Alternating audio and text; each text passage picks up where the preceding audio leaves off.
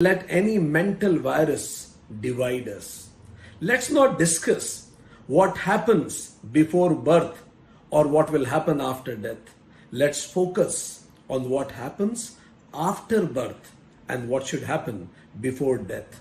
How should I live and lead in accord with my true nature?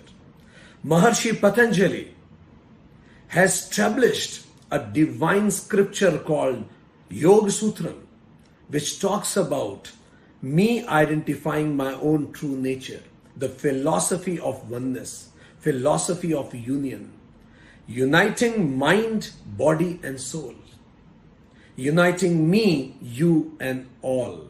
Because when there is chaos inside, certainly there will be conflict outside. When there will be peace inside, there will be prosperity outside.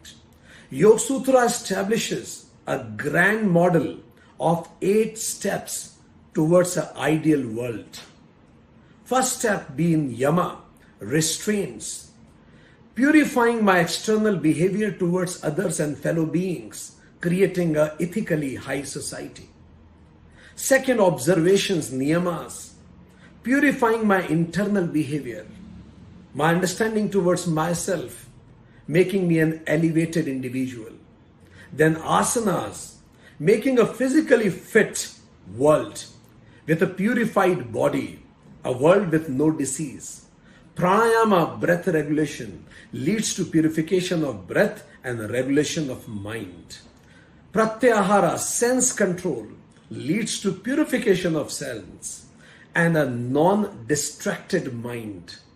Dharana, concentration, ability to focus on any object at my own will, leads to purification of mind and a focused mind. A regulated, non-distracted, focused mind certainly assures high quality of life. Then dhyana, meditation, ability to focus deep and long, leads to purification of I-ness, leads to culminates into fixing mind on my true purpose of life. And finally, samadhi, absorption, purifying self and absorbed in my own purpose of life, reaching the goal of life. Yoga envisages a world where I am individually elevated with niyamas.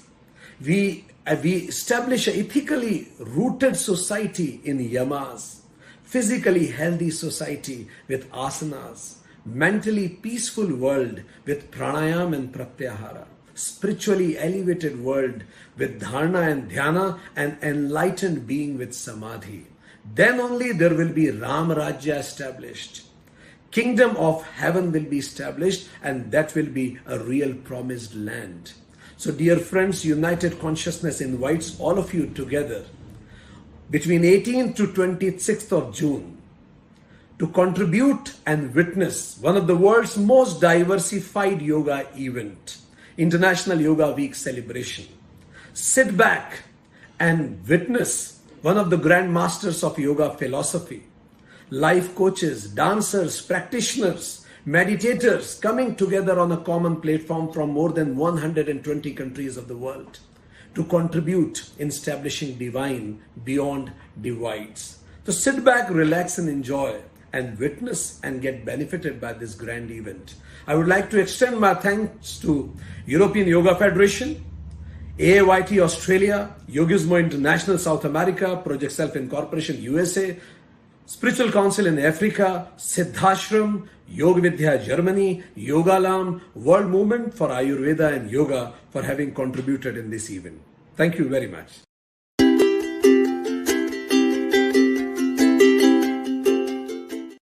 Connect, bringing together European yoga teachers and establishing delegates and representatives for each country, considering the social differences in various countries and support the needs, equality regardless of gender, origin, sexual orientation, social class and religion, overcoming dogmatism, fundamentalism to promote universal understanding. Bye. Promote, encouraging a yogic lifestyle and a holistic approach to life, a tool for physical and mental wellness, a more spiritually elevated, peaceful, happy and physically fit society. Integrate and unify. Integrating science and the art of yogic living, modern knowledges with ancient wisdoms for betterment of the world and global development. Recognizing, accepting and integrating the many different paths that lead to the same final goal, making sure that yoga will maintain its original purpose. Namaste. Provide study of secular knowledge, philosophy and ancient text, Bhagavad Gita, Yoga Sutra and Veda. Study of techniques, modern developments in teaching techniques, incorporating scientific findings in medicine, psychology, etc. to guarantee a certain standard, an established graduation system to provide a minimum standard for yoga teachers training.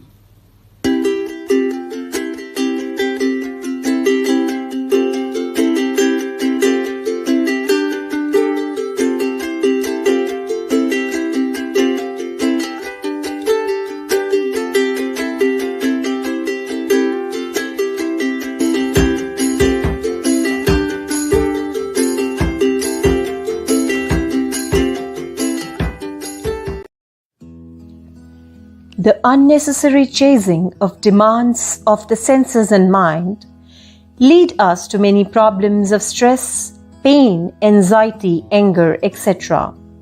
And we, the most sensitive beings, remain away from the true realization of happiness and peace. Project Self Bharat is an organization created for supporting individuals of any background to build a strong foundation for a lifelong wellness. We focus on a holistic view of human personality and aim to bring the body, mind, and spirit into a balanced and healthy state. Our vision is to empower individuals to find harmony, peace, and completeness in themselves. Our program includes the Bhagavad Gita classes. Bhagavad Gita classes is a systematic learning program for a detailed study of Bhagavad Gita. Its aim to provide a world-class education program and knowledge base for Bhagavad Gita. In this program, we include the deep learning, a systematic learning program for a detailed study of Bhagavad Gita, inspiring thoughts, inspiring and uplifting weekly messages based on the teachings of Bhagavad Gita, Gita Sadhana, weekly studied practices based on the teachings of Bhagavad Gita, scientific connections, exploration of the concepts in modern science and management that are relevant to the teachings of Bhagavad Gita, Sanskrit musing, a systematic analysis of the Sanskrit terms used in Bhagavad Gita. Project Self also run Vedanta classes. This is a systematic learning program for the study of Vedanta, one of the world's most ancient, broadest, highest and deepest spiritual vision. Project Self Bharat aims to provide holistic wellness program for the overall development of human beings. We offer programs on inculcating human values and moral elevation through the study of Indian scriptures. We encourage good health and well-being by providing the classes on yoga and meditation. All our programs are based on the real challenges and problems faced by the people of 21st century. We are logical and scientifically minded, and the sessions we provide are rooted in a scientific approach. Our language is not religious, contemplative, or mystical, but that of a common person. We believe in universal tolerance and we accept all religions, traditions as true. Our approach is the assimilation of all and not the exclusivity of one. Our programs and services are open to people of any background, irrespective of nationality, religion, and professional background.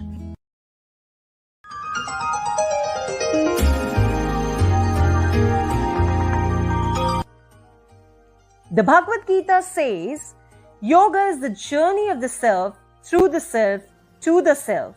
Today, we are fortunate to welcome Swami Suryananda Saraswati ji from Italy. He is the creator and founder of the World Yoga and Ayurvedic Community, President of World Movement for Yoga and Ayurveda of the European Yoga Federation and the C.Y. Surya International School of Yoga and Ayurveda, Vice President of the International Yoga Federation of New Delhi, and a founding member of the European Ayurveda Association. He has been practicing and teaching yoga for 52 years. He has held courses in Italy, India, Greece, France, Spain, Switzerland, and many other countries. The result of years of experience gained in close contact with Indian psychophysical reality, with luminaries of Ayurvedic medical sciences and Eastern monks, and is often present in major congress as a speaker. He authored many books dedicated to yoga and Ayurveda. Kofi Annan has rightly said, "We may have different religions, different languages, different colored skins, but we all belong to one human race." So now let's welcome Swami Suryananda Saraswati ji.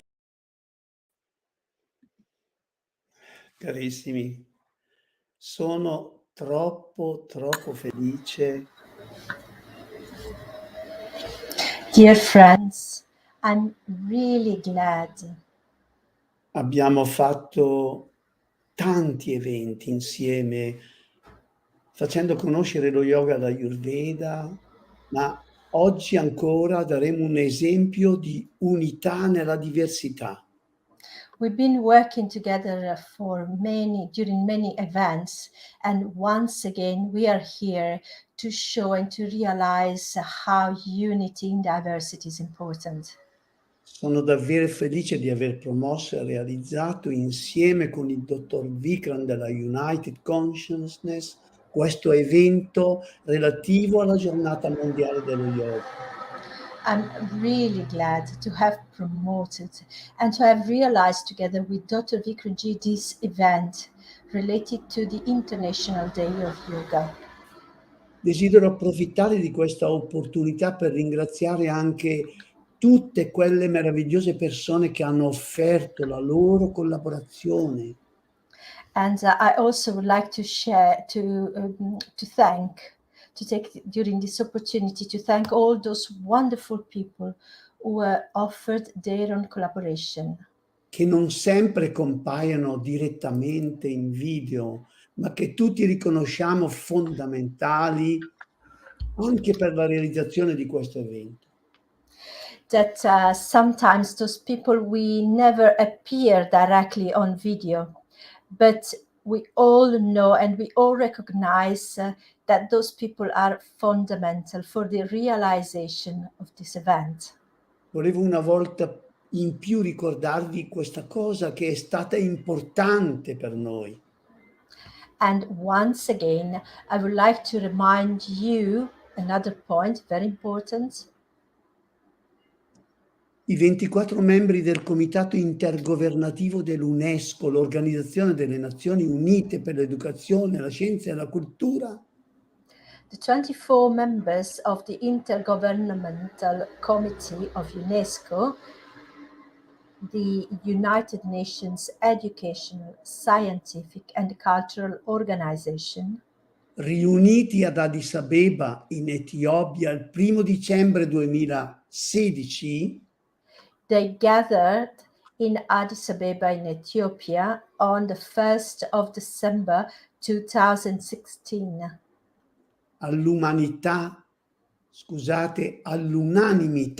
avevano deciso di riconoscere lo yoga patrimonio orale ed immateriale dell'umanità.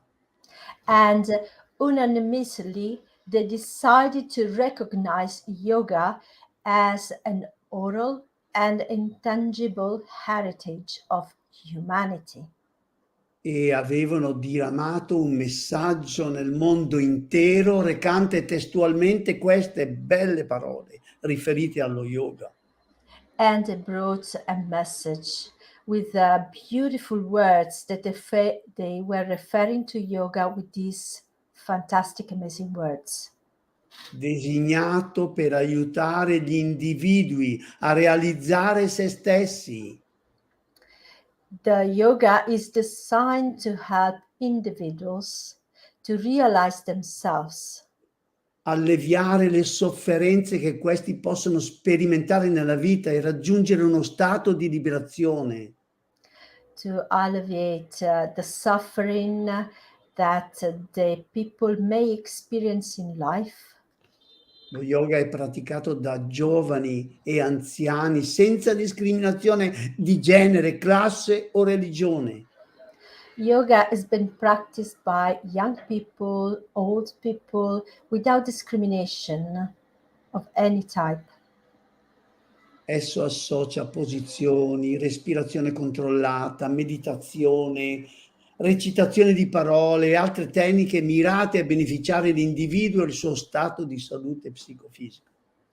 It combines poses, control the breath, meditation, the recitation of words, and all other techniques aimed at benefiting the individual and his state of psychophysical health. Per cui seguiteci durante questo evento. Siete i benvenuti da qualsiasi parte del mondo voi siate, di qualsiasi razza voi siate, di qualsiasi religione a cui apparteniate. Siate veramente i benvenuti. So please feel yourself welcome and just be ready. You are more than welcome from any part of the world you are from, any type of religion, any type of passion, anything. Just feel welcome here. Namaste to all.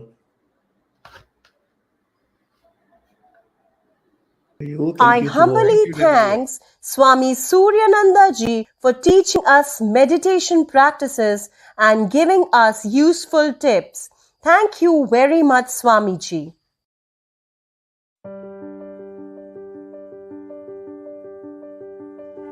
I'm feeling grateful to welcome our next guest who is spraying love in all directions and awakening people for realizing the true meaning of inner peace. She is Ms. Amy Bless You, Mahamandleshwar Pandit Yoga Charani Swami Gayatri Devi. She's a Yoga Paripurna School Master and UPF Ambassador for Peace recognized by UN, received honorary doctorate by Techno India University and elected as advisor of this university. In 2010, she received the F. Gandhi Simplicity Award at the Mahatma Gandhi Memorial in New Delhi, India. Amy Bless You is patron of the Women International Network Award for Peace and Non-Violence and member forever of the World Peace Development and Research Foundation India. In Italy, she is member of Seta Mondo Association Board of Directors, Milan Department of Culture and contact person for the Rights and Equal Opportunity section. She is founder and spiritual guide in Milan of Suryanagra Ashram, president of the World Community of IC and TD of CUI Diva, official Italian Confederation of Yoga and the International Yoga Confederation of Delhi. Co-founder and ambassador of the World Movement of Yoga and Ayurveda. During the last 20 years, she has published her experiences in 12 books. So please welcome Ms. Amy Bless You.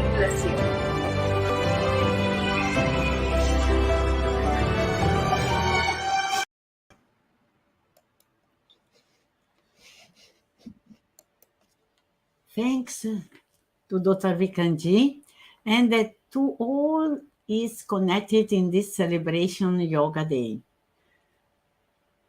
The modern society considers yoga no more as gymnastic. Instead, it should be the way to harmonize the body with the mind and spirit, but in the most cases consist of working only on the physical aspect, forgetting the inner aspect of ourselves, our essence. In some school, we work on asana or pranayama. In other meditation, is proposed that turn that is generally translated into dhyana, which is not a liberation of thoughts, but is to delete the thoughts. Dhyana should be called abstraction and not meditation. Sometimes there is even the claim to start from samadhi, but we cannot start building a temple from the roots, but from a good and solid foundation. Yoga must start from its roots and origin. In a world of specialization, to know the full aspect of yoga is difficult because having lost the deep knowledge of the origin, they take a small part for expanding it exponentially and calling it inappropriately yoga. And the reason for all these different branches, which converge in the term yoga, are the need of the human being to recover contact to own center with reality in this time where the physical aspect is very important and only appearance is considered as a goal. Paying little attention to the inner aspect, many people go into crisis, feel themselves useless, and then would like to rise, but are increasingly bound by possession and the appearance. A Sufi verse says, the more one possesses, the more one is possessed. They feel the need to find themselves, but many don't know where and how. And they continually search outside what they can find inside, our essence. We cannot be found outside. It is a path, a conscious pilgrimage that takes place within ourselves. Antavikrama in a pilgrimage that we must travel perhaps with the help of our guide, but we have to do the path personally, ourselves. Save knowledge and knowledge it save us. I tell my student, the more you know, the more you'll have means of knowledge. Knowledge is the way to get the realization. Yoga is knowledge that opens mind and makes us grow up and improve from within ourselves. The open mind, not conditioned by any line of thought, is like a white light that contains all the colors and illuminates, reviving everything, every color, every aspect of life. And it is a huge help to overcome the suffering of this year of intolerance, of mental clutter, that many people show in their refusal to accept other ways of thinking and living. Actually, yoga is now a very important discipline and much expanded on planetary level. It has become necessary, perhaps more than it has ever been in the past. It is more effective way to get in touch with our own essence. Yoga is a knowledge that's open mind. Sometimes Westerners use the term science to describe Indian systematic knowledge, but This word denotes a typically European American concept. Me too often use the word science to identify yoga because for the Westerner it is a term of prestige. There are some differences, however, between the ways of using this English term as it is used from Indian people. English confuse the humanities, the classic literature, and the arts with each other. In India, there is no jati class dedicated to science, except Jyotisha. In the West, science in general was attested to the Italian scientist Galileo as a conception of knowledge, like an alternative to traditional knowledge, Aristotelian Ptolemaic, and as a synthesis of experience of reason, the acquisition of verifiable knowledge, while in German and Dutch they use science of the spirit.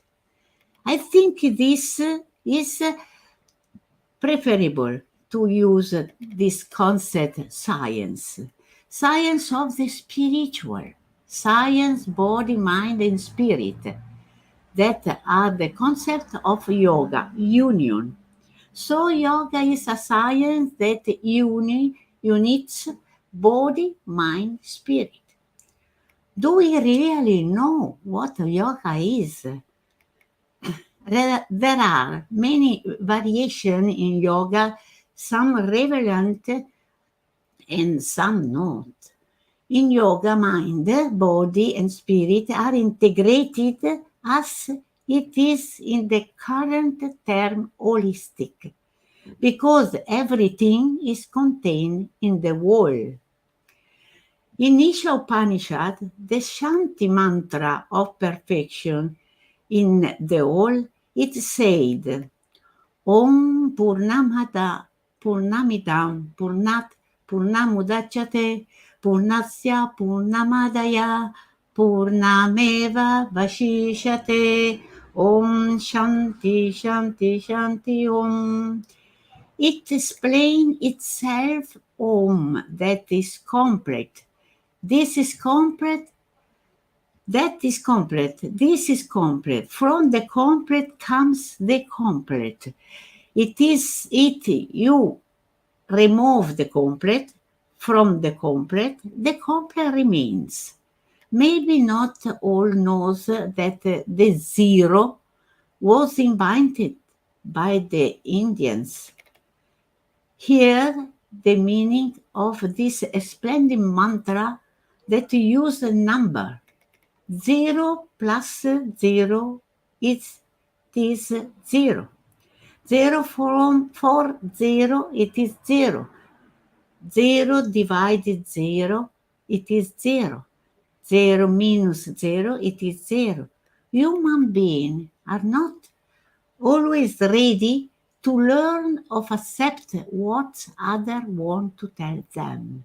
In their imitation, they aren't able to take the true meaning of the principle, even if something that they have intuition that help them to raise their level of consciousness. Sigmund Freud said that yoga has always been aimed at achieving higher state of consciousness. To this goal, the mind is a potential obstacle. Yoga has always agreed with the psychiatry that the mind is a wonderful tool, dispensable not only to operate in the world, but to some extent also from our spiritual growth. That it is the purpose of life, when a certain evolution of consciousness reached is the elimination of desire, and in this way the mind disappears, giving way to the consciousness of the true self, the universal consciousness. And here we can reach Dhyana. What is said is abstraction. Abstraction, this is why thoughts must be deleted in order to be able to hear the subtle sound of intuition. And it is also for this reason that cannot be called meditation, Diana, because it would be an oxymoron. If we want to hear the subtle sound of intuition, we cannot keep the chaos of thoughts in the mind. Meditation is just an introduction to obtain one thought only, as it happened in the practice of dharana, which reduced the chaos to a single vritti modification, that after in dhyana it disappears that too. This is a high state of dhyana, where the silence is required to know that the void which is full. Hari Om Tat Sat. Om Satoma Sagamaya Tamasoma Jyotirgamaya Mrityormahamritangamaya. Om Shanti Shanti Shanti. Om.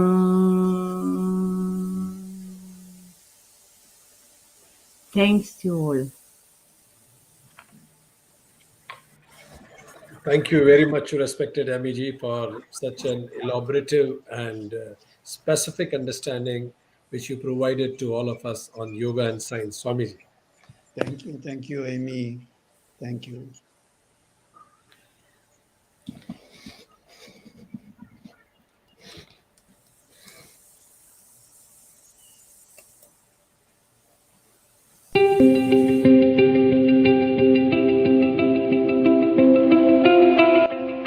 Sukadev Brits is founder of Yoga Vidya. He knows how to transmit profound wisdom humorously. His special ability is to motivate yoga aspirants to practice intensely, to see a higher meaning in daily experiences, and to bring more energy and heart into everyday life. Sukadev Brits is the author of 10 books, among them commentaries on Yoga Sutra and Bhagavad Gita and the recently published Royal Path to Equanimity. He is quite active, spreading yoga via the internet in yoga videos and podcasts in English and German. Sukadev had spiritual experiences from childhood on. As a youngster, he was fascinated by the possibilities of the human mind and started with regular meditation as a teenager. He used to spend a few times several months in intense meditation and pranayama. In 1992, Sukadev founded Yoga Vidya, now one of the leading yoga movements in Europe. Yoga Vidya has 4 major ashrams, nearly 100 yoga centers, and 20,000 yoga teachers. Today, he lives in Germany, in Hornbach, Mainburg. Get inspiration and energy from this dynamic spiritual teacher. Please welcome Sukadev ji.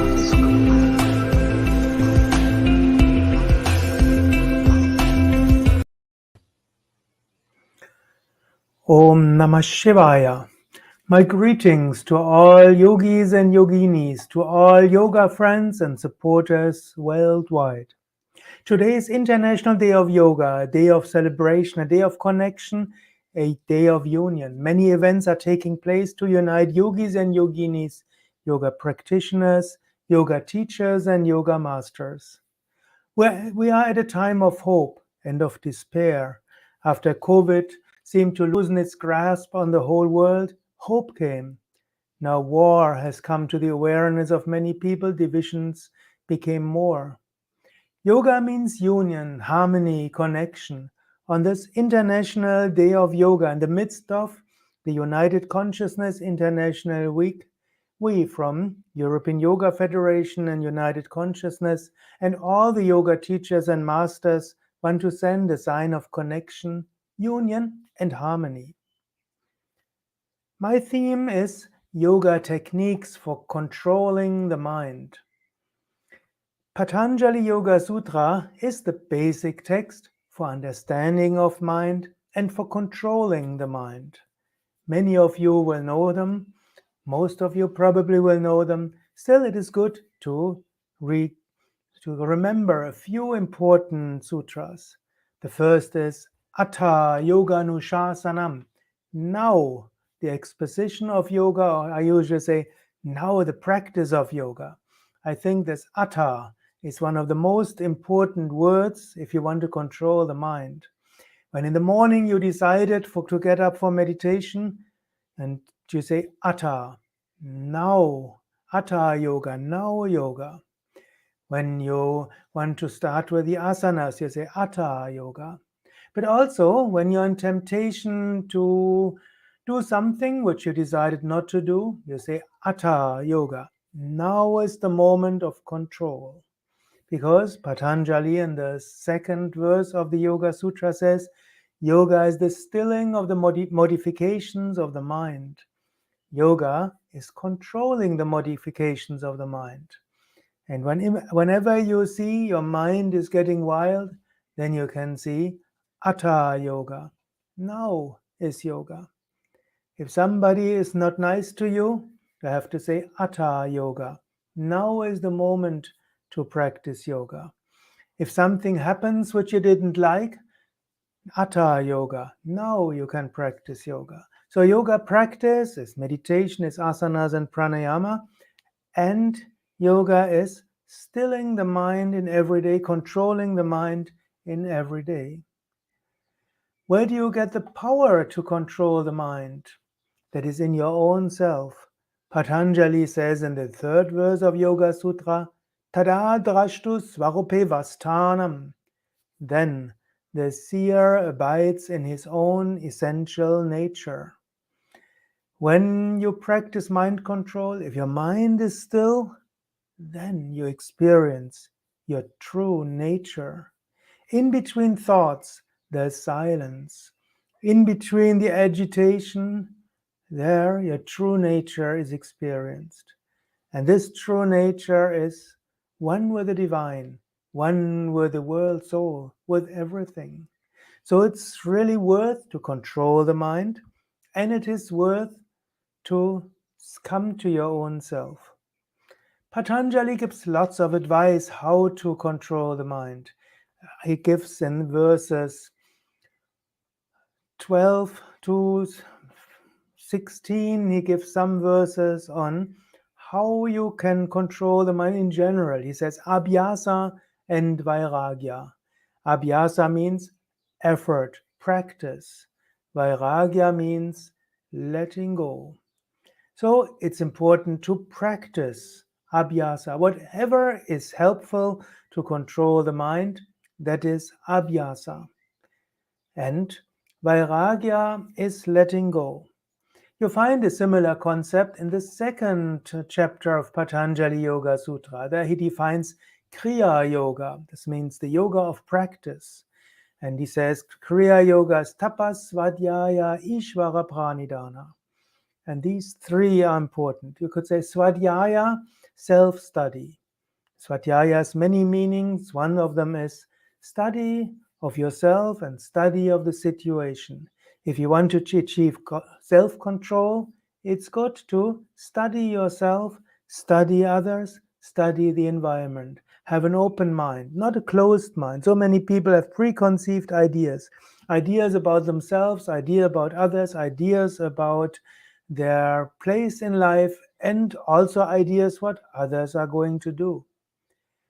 Keep an open mind, study. Second part is tapas. Tapas, many meaning. One meaning could be Do something with effort and with heat and enthusiasm, as tapas also has something to do with heat. Practice. So study, come to a conclusion, and then do it. Tapas. And then comes Ishvara Pranidhana, offering everything to God, or similar to Vairagya, letting go. Not everything is in our hands. We practice tapas, we study swadhyaya, we do something tapas, we let go, Ishvara Pranidhana. And among the many things that you can practice, in the third chapter is called Samyama. And Samyama is the practice of dharana, dhyana, and samadhi. And so Samyama means whatever you do, do it with intensity, do it with concentration, do it with full mind. Today we have so many possibilities to get sidetracked. From at least sometimes have full concentration on what you're doing. If you just do these things, a lot has been done on the path of mind control.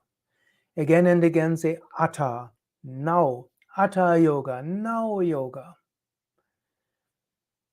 Then practice, study, let go, and whatever you do, do it with intensity, do it with concentration, get yourself absorbed.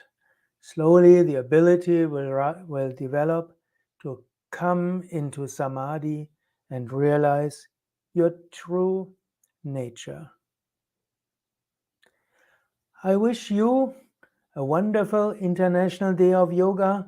I wish you a wonderful yoga practice.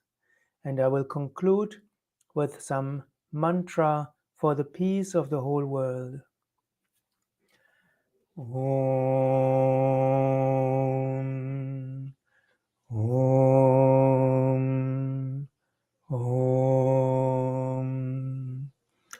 Loka samasta sukhino bhavantu. May the whole world attain peace and harmony. Om Shanti, Shanti, Shanti.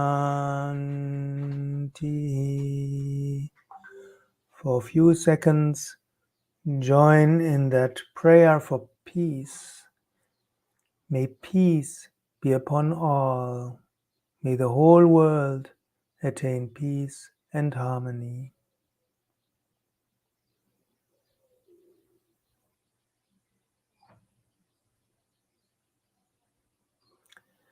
Satgurunath Maharaj Ki Jai. Many thanks to all the organizers. Thanks to all the yogis and yoginis participating in this International Yoga Week. Thank you so much to you, dear Sukadev, for your wonderful words.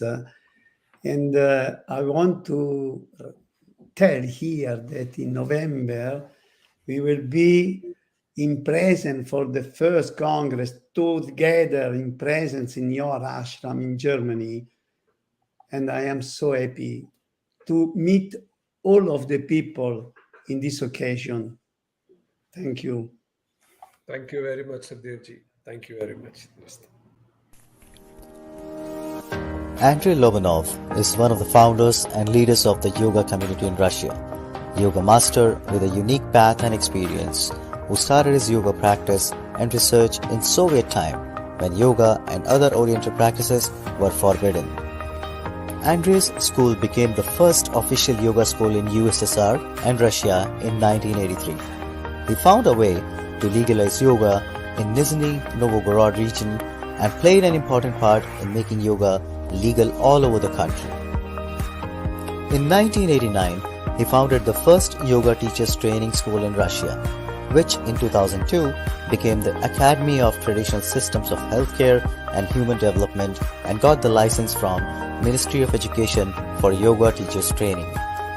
He also was the first in Russia to work out yoga therapy educational courses, which were included in the curriculum in foremost medical higher education institutions. Vast experience in yoga, ancient and modern medicine, studying different philosophical and scientific systems enabled him to create a unique multi-level system called Yoga Lamp.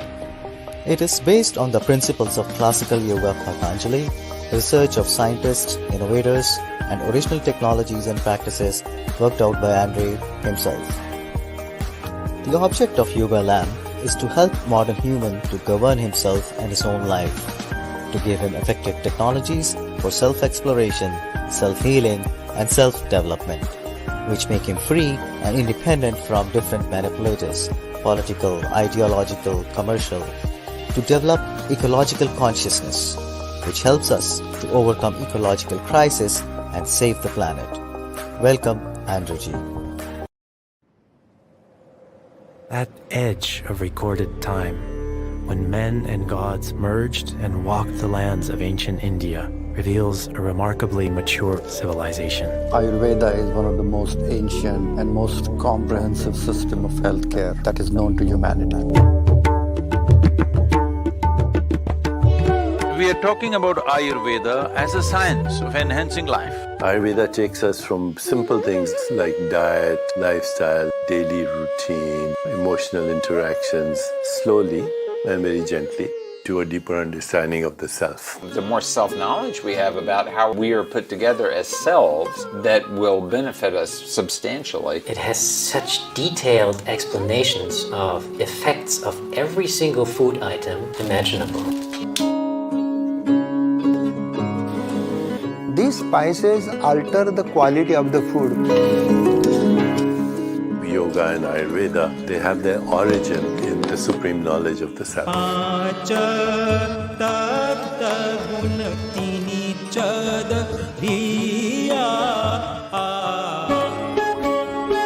Ayurveda is trans-scientific, that it accepts the methods of science but also goes beyond it. Every time you see a patient, you educate them about themselves. Empower your patients to be their own doctors.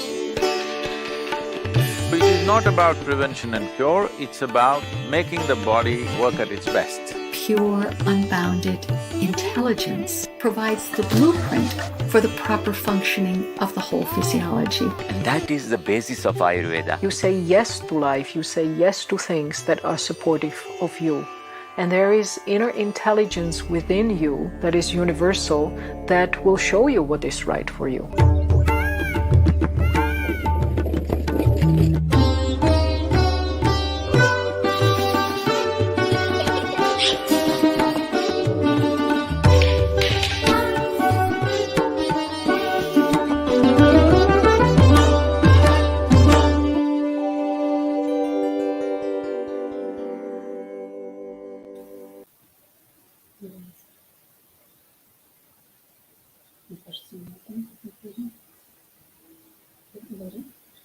Намасте.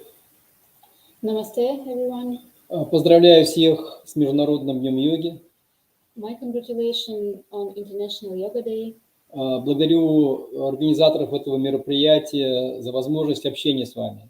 I'd like to thank the organizers of this event for the possibility to communicate with you today. Тема моего выступления – практика йогасаны.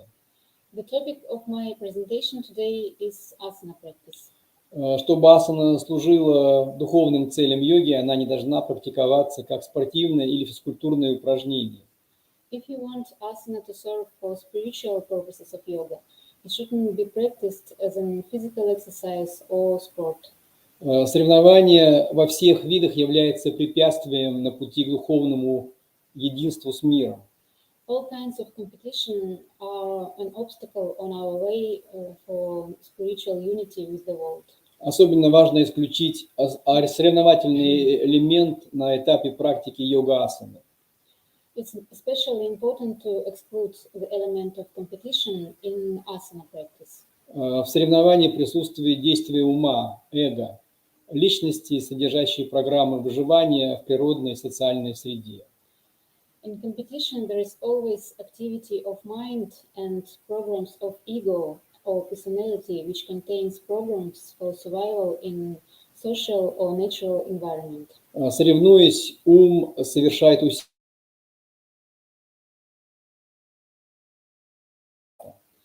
When we compete, our mind makes effort to achieve a goal, a standard, or a model created by someone. При этом и проявляются отрицательные качества ума, препятствующие духовному развитию сознания и единству с миром. And this activates negative qualities of mind, which prevent us from spiritual development and unity with the world. В практике стандартных асан с участием ума неминуемо присутствует сравнение и борьба за достижение поставленной цели. When we practice asana according to a standard or a model, there is always competition and fighting for a goal which we want to achieve. Также присутствует самоутверждение, развивающее эго-тенденции. There is also self-affirmation, which develops our ego. Или это сопровождается разочарованием, если цель не достигнута. Or we feel disappointed if our purpose is not achieved. Снижается самооценка и вера в себя. Our self-esteem goes down, and we feel that we don't believe in ourselves anymore. Программы ума заполняют сознание, не оставляя в нем места для проявления духовного единства и получения состояния единения. Programs of mind fill our consciousness, and there is no more place for. How can we stop these programs of mind? Есть подходы, которые помогают устранить проявление ума. There are special approaches to yoga practice which can stop our mind and stop this activity. Асаны выполняются как медитативные движения по особой технологии. Asanas are performed by special technology as a meditative movements. И преподаватель берет на себя роль ума, проговаривает действия, которые затем выполняет практикующий. A teacher takes a role of mind, and he says what a practitioner should do and what movements should he do. И таким образом у практика не создается в уме стандартной модели, которые ему нужно достичь, прилагая усилия и получая вознаграждение, самоутверждение и пользу. So a practitioner doesn't create a model in his mind and doesn't think about reward or disappointment or any other result of his practice. Практик заранее принимает условие, что он не выполняет движение, не имея никакой цели, и в этих упражнениях нет никакой пользы. Beforehand, the practitioner accepts conditions that he has no goal, he has no expectations, and he just makes these movements without waiting for any result. А так как нет цели, нет правильного и неправильного выполнения. When there is no goal, there is no correct or incorrect asana. Нет и сверхусилий по ее достижению, и нет соревнования. And there is no extreme efforts to achieve goal. There is no competition. We don't compare our asana with other asanas, correct asanas, and there is no competitive element. Сравнение, самоутверждение и разочарование. There is no self-affirmation and no disappointment. Важно действие само по себе. The important thing is the action itself. При этом практик наблюдает за состоянием, которое возникает в его уме и теле. Meanwhile, a practitioner observes the state of his mind and body during asana practice. Выполняя эти движения, мы отслеживаем привычные программы ума, отсекая их, переводя внимание и не давая им проявляться в практике асаны. When we practice asana, we watch habitual programs of mind and we stop them and we don't let them to interfere in our practice. Эта технология требует времени и подготовки. The technology I will share today requires time and preparation. В Йога-Лам она практикуется отдельным курсом. In Yoga-Lam we have a special course to study it.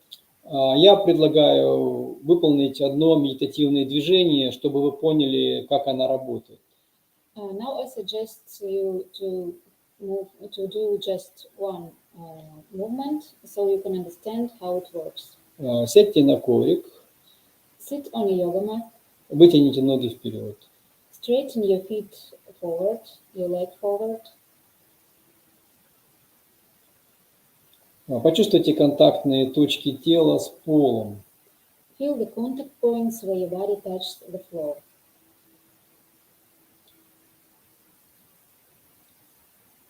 Слегка потяните носки ног на себя, чтобы почувствовать активность в пальцах ног, в мышцах ног. Pull your toes slightly towards yourself so that you could feel the activity in your legs muscles.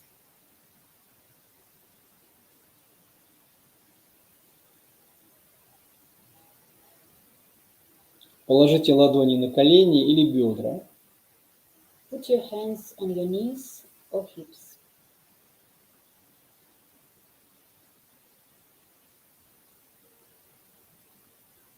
Почувствуйте свое дыхание. Feel your breathing. Наблюдайте за вдохом и выдохом. Watch inhale and exhale.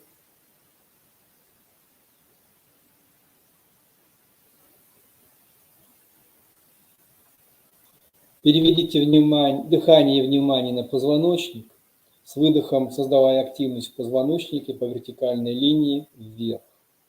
Move your breath and attention into your spine, creating an activity line on exhale.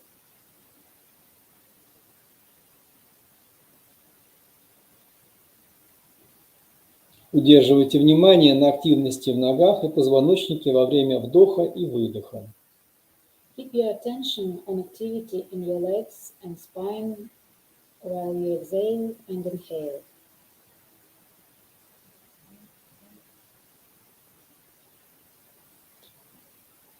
Со следующим вдохом и выдохом внимание направьте на руки. With the next inhale, direct your attention into your arms.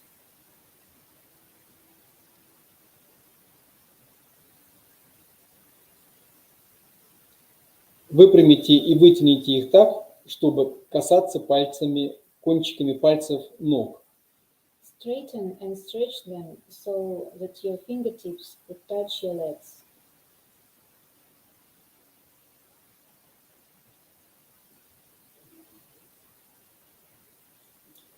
Переведите внимание на правую руку. Direct your attention in the right arm. Со следующим вдохом поднимите ее на 1-2 сантиметра. With the next inhale, raise it by 1 or 2 centimeters.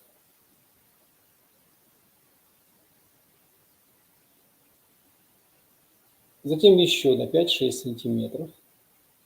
Then 5 or 6 centimeters more.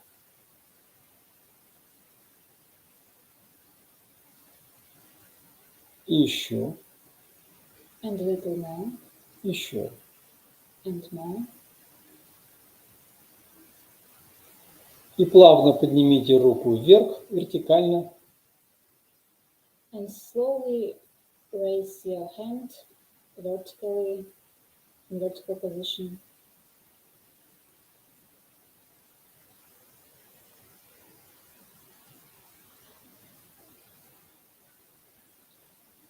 Удерживайте активность внимания на позвоночнике, на ногах и в руке. Keep your attention on activity in the spine, in your legs, and the right arm.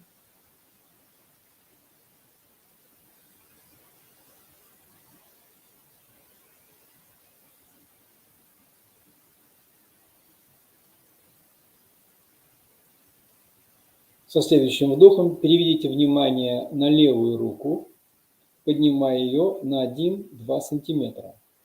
With the next inhale, direct your attention into the left arm and raise it by 1 or 2 centimeters.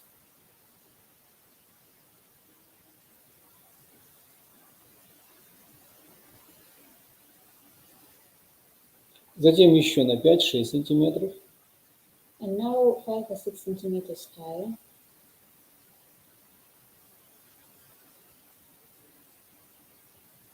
Еще. and a little bit more до горизонтального положения. until it's in a horizontal position.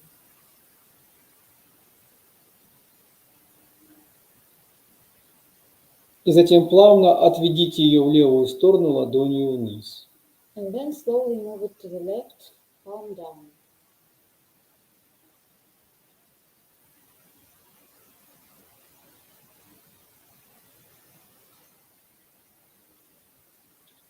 Удерживайте внимание на активном состоянии ног, позвоночника, правой и левой руки. Keep your attention on the activity in the spine, in your legs, and the right arm, and the left arm.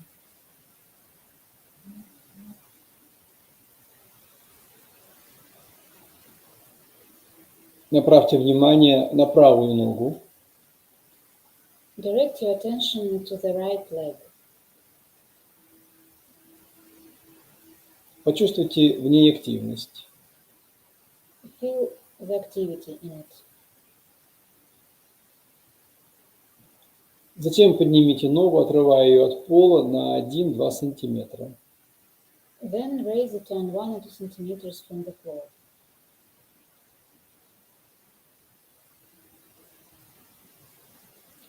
И еще на 5-6 сантиметров. And 5 or 6 centimeters more.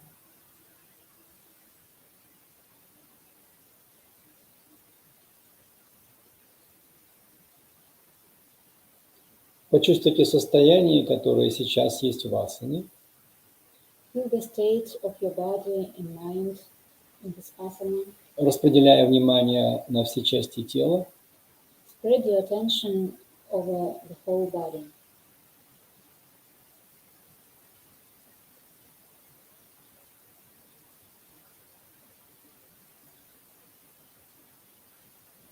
Со следующим вдохом медленно и плавно опустите правую ногу. With the next inhale, slowly lower your right leg and put it on the floor.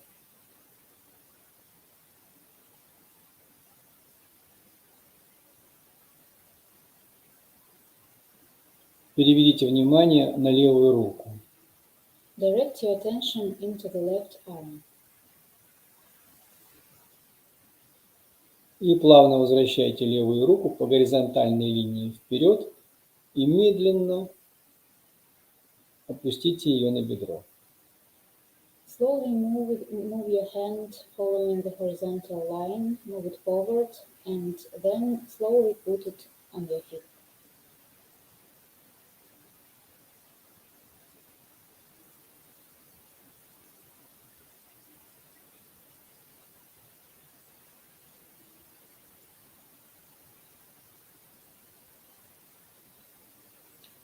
Со следующим вдохом переведите внимание на правую руку. With the next inhale, direct your attention to your right arm.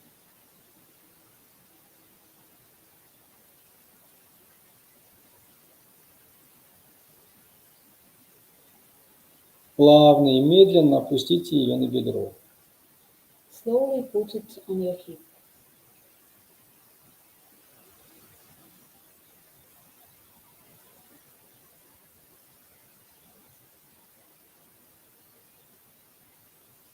Расслабьтесь. Relax.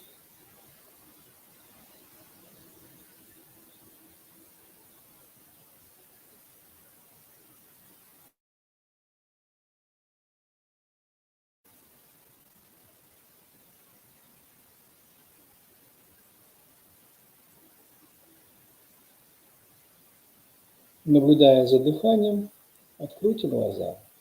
Watching your breathing, open your eyes.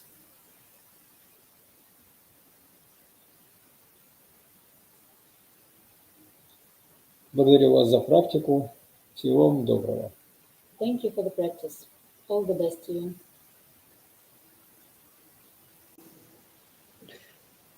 Thank you by my heart, dear Andrei, to be with us in this great day of yoga. love, and peace. Thank you. Thank you very much, Andreji. Thank you, Yulia. Thank you.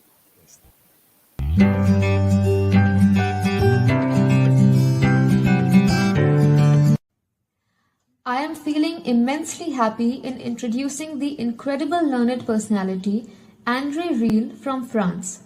He is a master of Nidra Yoga and Kashmir Shaiva Tantra. He is a student of yoga since 1972. He first stayed in a monastery in the Himalayas and met many traditional masters studying extremely specific teachings of classical as well as tantric yoga practices. After some years of searching, meeting with Kashmiri Babu, an ascetic from the Shaiva tradition, he underwent a retreat of deep study into the spiritual quest. Also, very touched by his meetings with J. Krishnamurti and Sri Anand Mahima, he studied further important aspects of the inner path. It was the final encounter with Chandra Swami, an ascetic from the Brahmanic lineage of the Udasins, which would give a full understanding of all the teachings studied before. He has been teaching Mantra Yoga, Pran Kriya and Swadhyay. He is a Nidra Yoga instructor for the past 20 years across 5 continents. He is a board member of the European Union of Yoga, founder of Nidra Consciousness, founder member of Indian Yoga Association and director of Nidra Study Centers across the globe. Ladies and gentlemen, please join me in welcoming Andre Riel.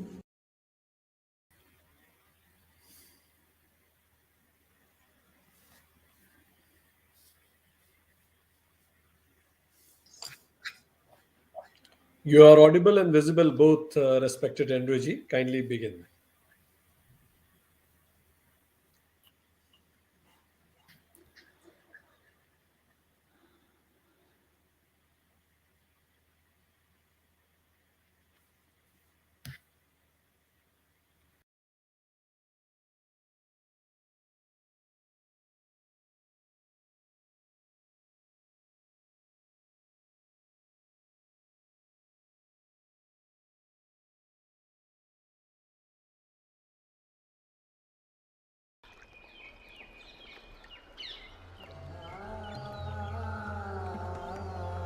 Only that art form which is firmly rooted in nature and all its manifestations,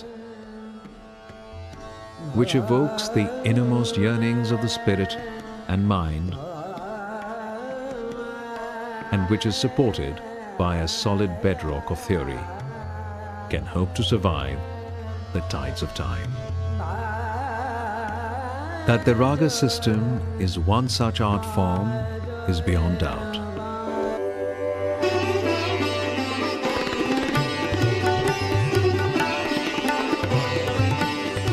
The work of Raga Unveiled lies in fully exploring the realm of Hindustani classical music.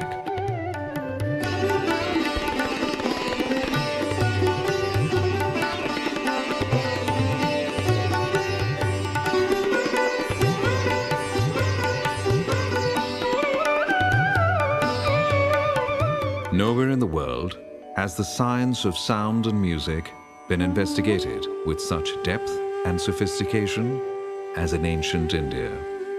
Sound is it's the basis of all our spirituality, all our music, of philosophy. Sound is the beginning and the end of all. Everything has a sound component associated with it. A rag is not only the notes in the rags, it is much, much beyond it. Full of beauty. They are living. You will have to make the relationship with them.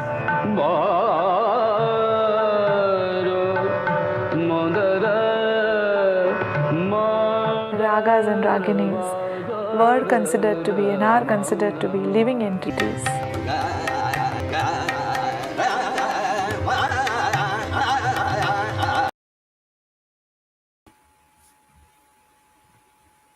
Hello everyone. I'm here to introduce you the new musician, Fabio Bottaini. That is a researcher and musician that studied piano and classical music at the early stage. His research is particularly related to the study of no ordinary state of consciousness, and it led him to discover a new way of improvising music, which he created ecto music. It's a new way, completely way of doing music that is offering and receiving music. So it's not only a passive way of listener, but that actually the participant contribute actively to the creation of the event. Please welcome Fabio Bottaini Music and enjoy listening and participating to this great experience. Thank you.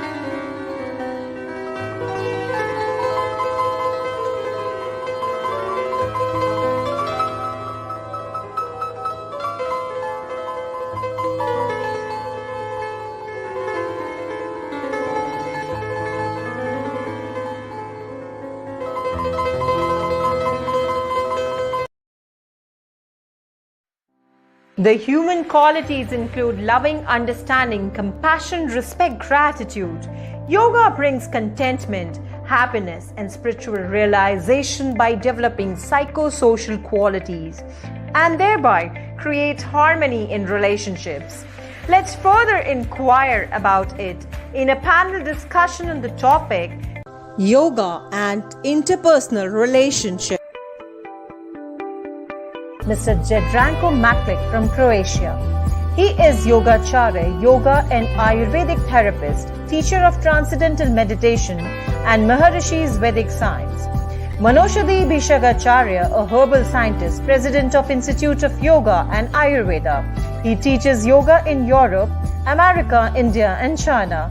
He gained knowledge about yoga from Maharishi Mahesh Yogi, A.G. Mohan, direct disciple of Shri T. Krishnacharya, Maharishi Swami Devmurti Yogacharya, Dr. Mukund Bhole. He wrote 6 books about yoga. Also, he has experience with the application of yoga and Ayurveda to sports, tennis, football, driver, judo, volleyball, etc. For teaching yoga, Jadranko is cooperating with Maharishi Academy for Vedashi Vincent Morarji Desai National Institute of Yoga, India, Bharatiya Vidyapeeth Deemed University, European Yoga Federation, and World Movement for Yoga and Ayurveda. Our next guest is Yogi Baba Adnan Ananda Siddhi Viho Kabuk from Turkey. The cultural richness of his homeland nourished his soul and his life journey through matching the logical aspects of the Occident with the emotional aspects of the Orient. He attended many training programs and learning yoga from various teachers, healers, gurus and masters all over India and in the Far East. In 1996, he started to teach yoga in Istanbul and founded a yoga school which he named after one of his gurus, Siddha Ashram Yoga Center. He has his ashram in the Taurus Mountains of Alanya and Antalya, Turkey, where he teaches classical spiritual yoga.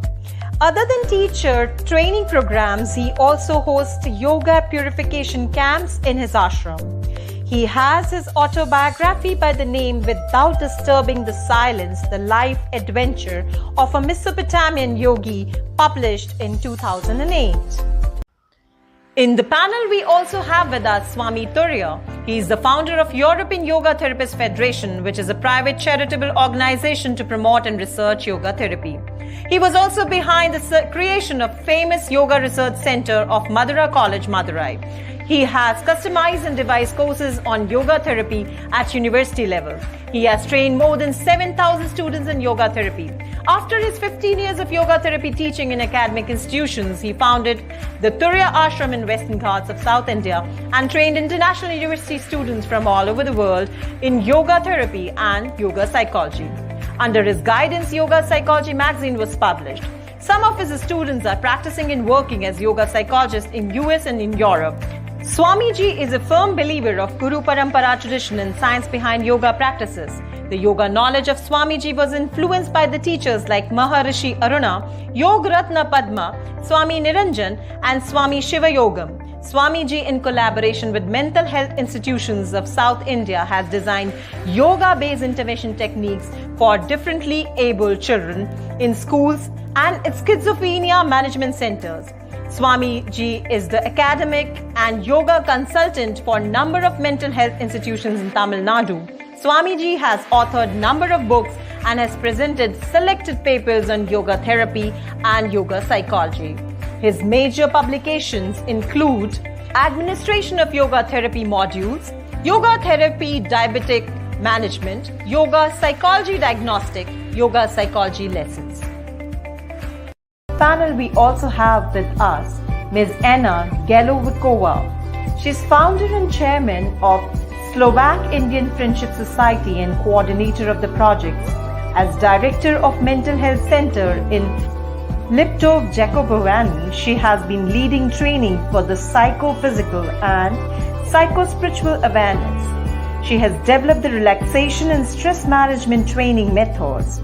She has been running yoga courses in many towns in Czechoslovakia since last 52 years. Dr. Anna is also a chairman of Slovak Anti-Poverty Network and executive coordinator, European Anti-Poverty Network in Brussels. She's a co-founder and chairman of Parliament World Religious Slovakia. Today's panel discussion will be moderated by Dr. Vikrant Singh Tober, convener United Consciousness. Dr. Tomer is an acknowledged trainer, academician, scholar, writer, and a management consultant. He's a freelance trainer and served the cabinet ministers of state, MLAs, police officers, and tycoons of the business world. His aim and objective is universal brotherhood and happiness through harmonizing the knowledge from the ancient scriptures into our lives. So I welcome all our guests for panel discussion. Namaste, respected guest. We acknowledge your presence, Baba Yogi Babaji. We acknowledge your presence, Swami Turuyaji. We acknowledge your presence, Anna ji, and we acknowledge your presence, respected Jendrangoji. Namaste. And Namaste. your audience from different parts of the world.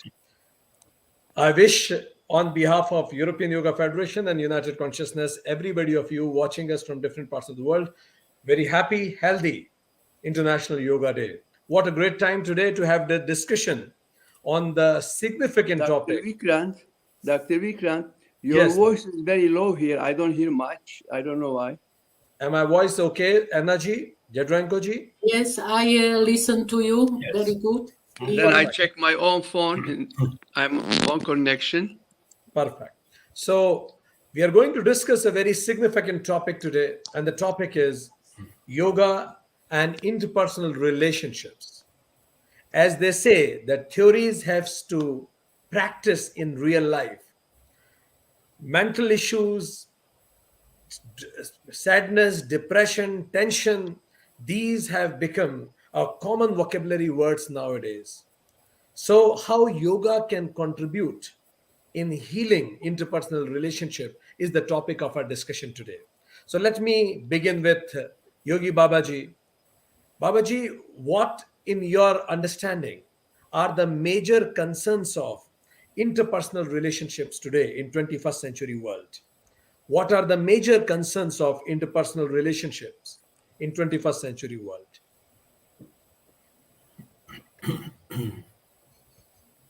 Till Yogi Babaji fixes his system, may I ask Swami? Yes. Is that my turn, Dr. Vikrant? Because I didn't hear very well. Yes. But you hear me well? Yeah. Okay. Indeed, is a very good subject. Yoga, the interconnection of our life, our management of life. I have always talked with my students that yoga balances all the system. We have 7 bodies, then we take it down to 3 bodies, the physical, mental, and spiritual, because in the yoga system, 7 lifts of yoga, if you don't talk about the Sahasrara chakra, it develops our inner world.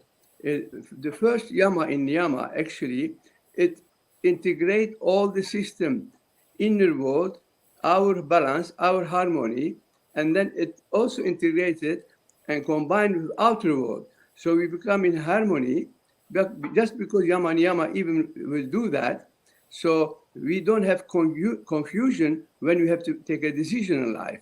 Because the subject of this yama and yama subject, we try to control our anger, jealousy, hate, greed, fear, ego. We cannot completely control them, but we can transformate them. We can turn them around, make them more positive. We can become more brave, more courageous, more generous, more love-giving with compassion. So when we do this, which is yoga is doing it by so much breathing exercises, pranayama, and also the inner education which yoga gives to us with the whole complete system when we go into inner subject as meditation, concentration, pratyahara, etc. It balances our 3 systems. This is the most important thing.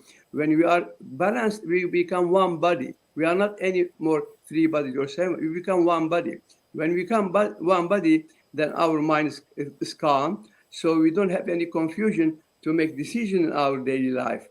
We are always balanced. This is what's always yoga talk about. We should not be affected by outer whatever happened to us, because this is only outside.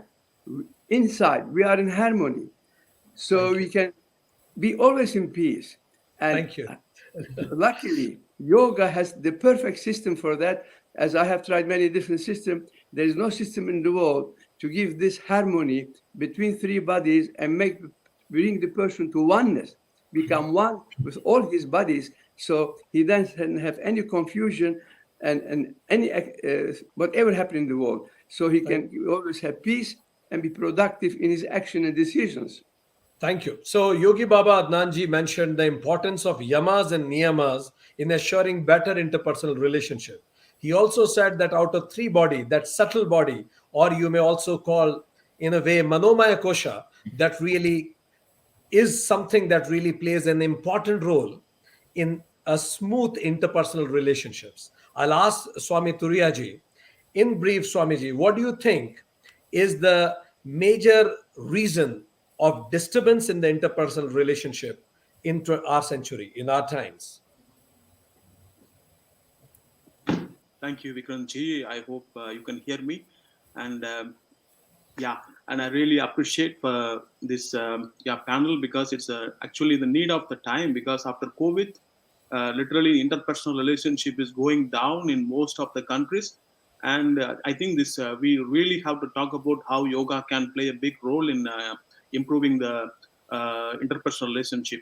And recently, I think in around 500 business companies, they have done a research about how in the future business can survive like that. And one of the major things that they discussed is actually interpersonal relationship, because in the future, if you really want to succeed in business and in relationship, interpersonal relationship is very, very important. Without that, you cannot even lead a company anymore. That is so in Europe and in America, most of the big companies like a Ford and Philips and other things, they make it as a part that interpersonal training, and they call that as emotional intelligence training. In reality, actually, it is yoga has discussed emotional intelligence long time back than anyone even ever coined the term emotional intelligence, because in the five koshas, basically we talk about Annamaya Kosa, Vijnanamaya Kosa, Anandamaya Kosa, all the kosas. Yoga was the first actually to direct how emotional balance is very, very important in interpersonal relationship.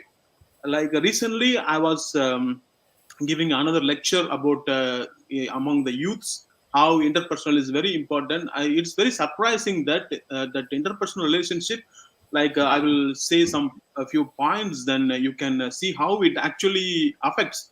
First of all, if you don't have a right balance in interpersonal relationship, it affects your body functioning, like how the way the body your functions, and the way the metabolism in the body works is very much important. And secondly, self health. When you don't have a good emotional balance, or when you don't have a good interpersonal relationship, you are not very much cared about how to keep your self image, first of all. And yoga plays a very important role in that, because without when you begin to do yoga, it gradually reorganizes your metabolic rate in such a way that you gain confidence in your body, and which makes it possible for you to have a good self image. Because in the West and in most of the time, the biggest problem now we are facing is self-image problem. Because in the marketing industry, in the beauty industry, they create a big image of among the young people and among other people, that your body image is not actually the right image. But on the other hand, yoga begins with your body image. It's very scientific that when you begin to do yoga for like we call it in India, like one mandala for 48 days, something like that, then you literally change the perception. You gain confidence. And another important thing is life satisfaction, because like the psychologically speaking, we're always having anxiety about this and that. This has to be done, that has to be done. I want to be like this, I want to be like that. So what happens is you are always living with anxiety. The first important element that yoga does to your body is it removes the anxiety.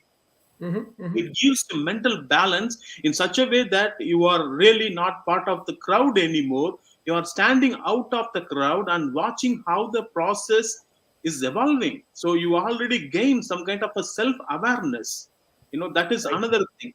And one more thing is the positive behavior. That's a very big importance in interpersonal relationship, because when you don't have a right behavior, you cannot make a relationship with someone, or even you can have a friendship with anyone.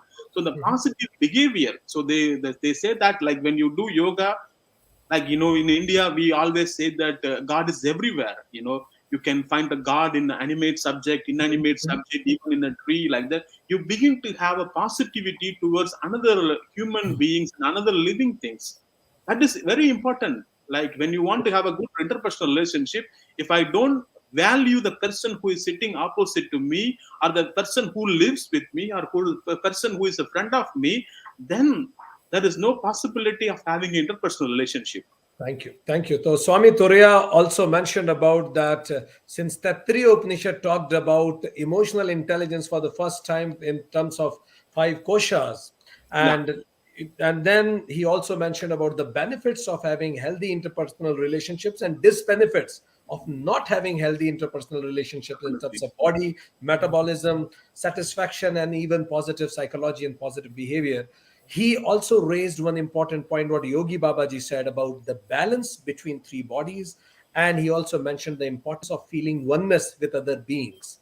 Now, after having understood this, I will come to Dr. Anna. Dr. Anna, it has been understood that yoga can contribute in developing better interpersonal relationships. Now, the question comes, how? What exactly should be done? So we have our viewers from different parts of the world. They want to listen from you how yoga can contribute, what should be done. So very practical, if you could answer us how yoga can directly contribute in making my relationship better with my spouse, with my friends, with my neighbor, with my colleagues in office, and with the environment around me. Over to you.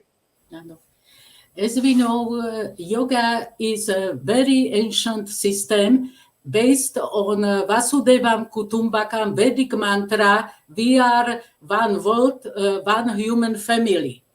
And even today, genetic science supported this Vedic mantra that we are not 7-8 billions people as 7-8 billions little trees, but we are one tree with 7-8 billions branches. So now we should understand this root of yoga, this basic Vedic mantra that we are one human family. And when we understand that also it is wisdom of ancient India, Maya, that world, outer world is Maya, Fata Morgana, illusion. So when we focus on this reality that we are one, but we see physical bodies, various another, our people around us, various people around us has another physical body, another face, another names. So we are now catched in this Maya. And what we need, put spirituality in unity with science and with genetic science, and recognize this unity in diversity and diversity in unity, what is also main idea of our United Consciousness organization. More, when we do this inner transformative process, no more focus self-centered attitude, no more focus on our ego. So then very much good positive approaches we will create and develop towards other people.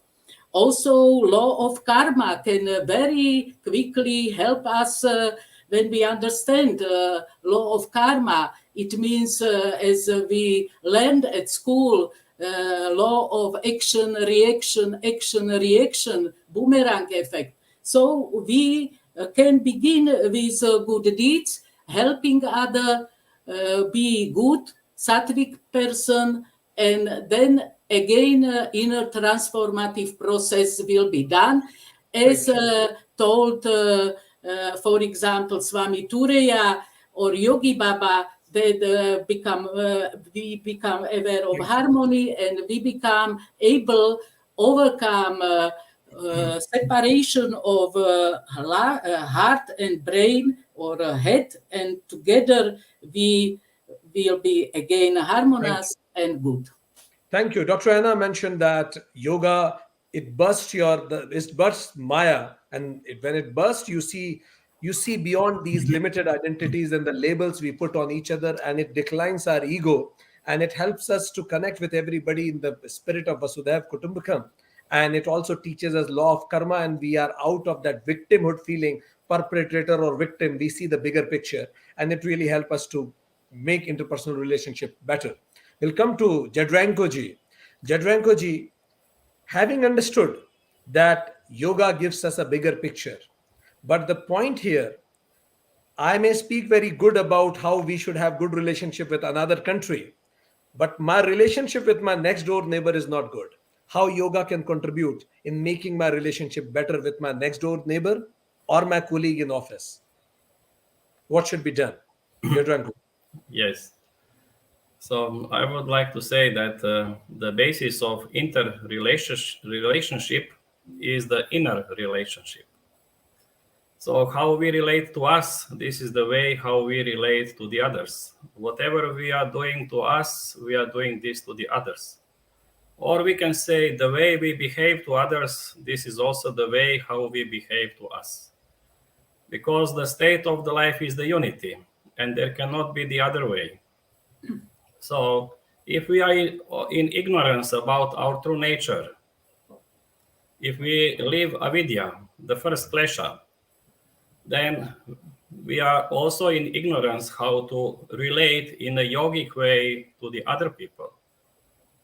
So that's why the most important part of the practice of yoga is to remove avidya. And this is through the realizing our true nature, tada drashtu svarupe avastanam, what Patanjali says. So this is the main key, how to improve the relation with the other people. Then all the qualities of yama niyama, which are the qualities of samadhi, or that qualities of our true nature, will be enlivened in our consciousness. And then we will be expressing this in our behavior towards us and towards the others. Thank you. So otherwise, if this avidya is there, then there is a wrong identity, asmita. We think we are this ego, and the ego is just the instrument for our soul. We are losing relation to our true self if we are living in the state of the ego. And then from that point of view, that ego, when it comes into the udara state, which is, Patanjali says, one of the strongest manifestation of asmita, it turns into the mada, or egoism. So then that egoism is great obstacle for the interpersonal relationship, and also for the ability of person to create healthy relation within himself. And then from that comes raga, becomes craving, and strong passion, craving, and kama, and all kind of these shatripus, or the six enemies, are born in us. These six enemies, the hatred, the all jealousy, and everything became born in us when the kleshas come to the udara state. And then we are projecting those enemies in the outer world to other people. And then we start fighting with the people, and the interpersonal relationship is in a very bad condition. So how to remove those enemies? Just make kleshas reduce their intensity in your life. Klesha tanukarana, that Patanjali says. Then this is the way how to remove those enemies. In ourselves, and also then we will be able to create more harmonious relation with other people. There will be more peace understanding, mutual, and everything. That's why the General- yoga has a key to that. So first thing is Patanjali Yoga, realize your own self, true self, unity, state of yoga. Then Karma Mimamsa, find diversity in the state of unity, analysis of action on the level of unity or yoga, and then you can live yoga in diversity with Vedanta. It leads you to the Vedanta. So, And- Jadranko ji has mentioned the complete philosophy and the cycle, how avidya leads to kleshas and how kleshas leads to shatripus, and then the projection we have on others, and this is how it gets spoiled. And as a solution, reduce kleshas. And he talked about karma mimamsa. Yogi Baba Adnan ji, as they say, it is easier said than done. So, after having understood that these are kleshas, how can I reduce that? It is understandable that yes, avidya should be reduced and I should go for vidya.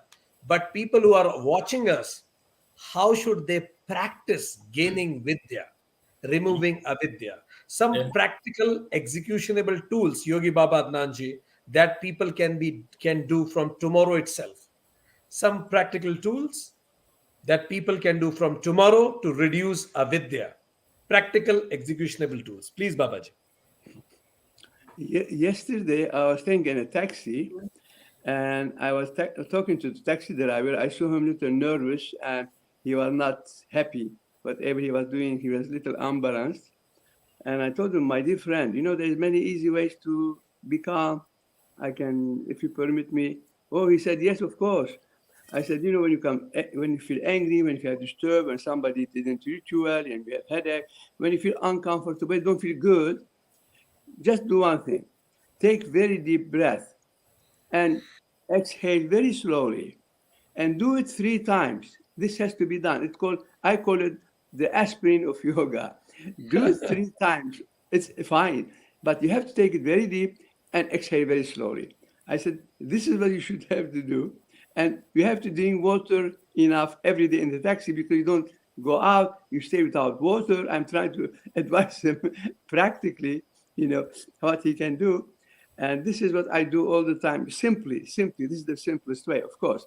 Now, I would like to say one little, very short story about a king who invited one wise man. He told him, well, I'm a king, I'm running the whole country. I don't have time to learn about wisdom.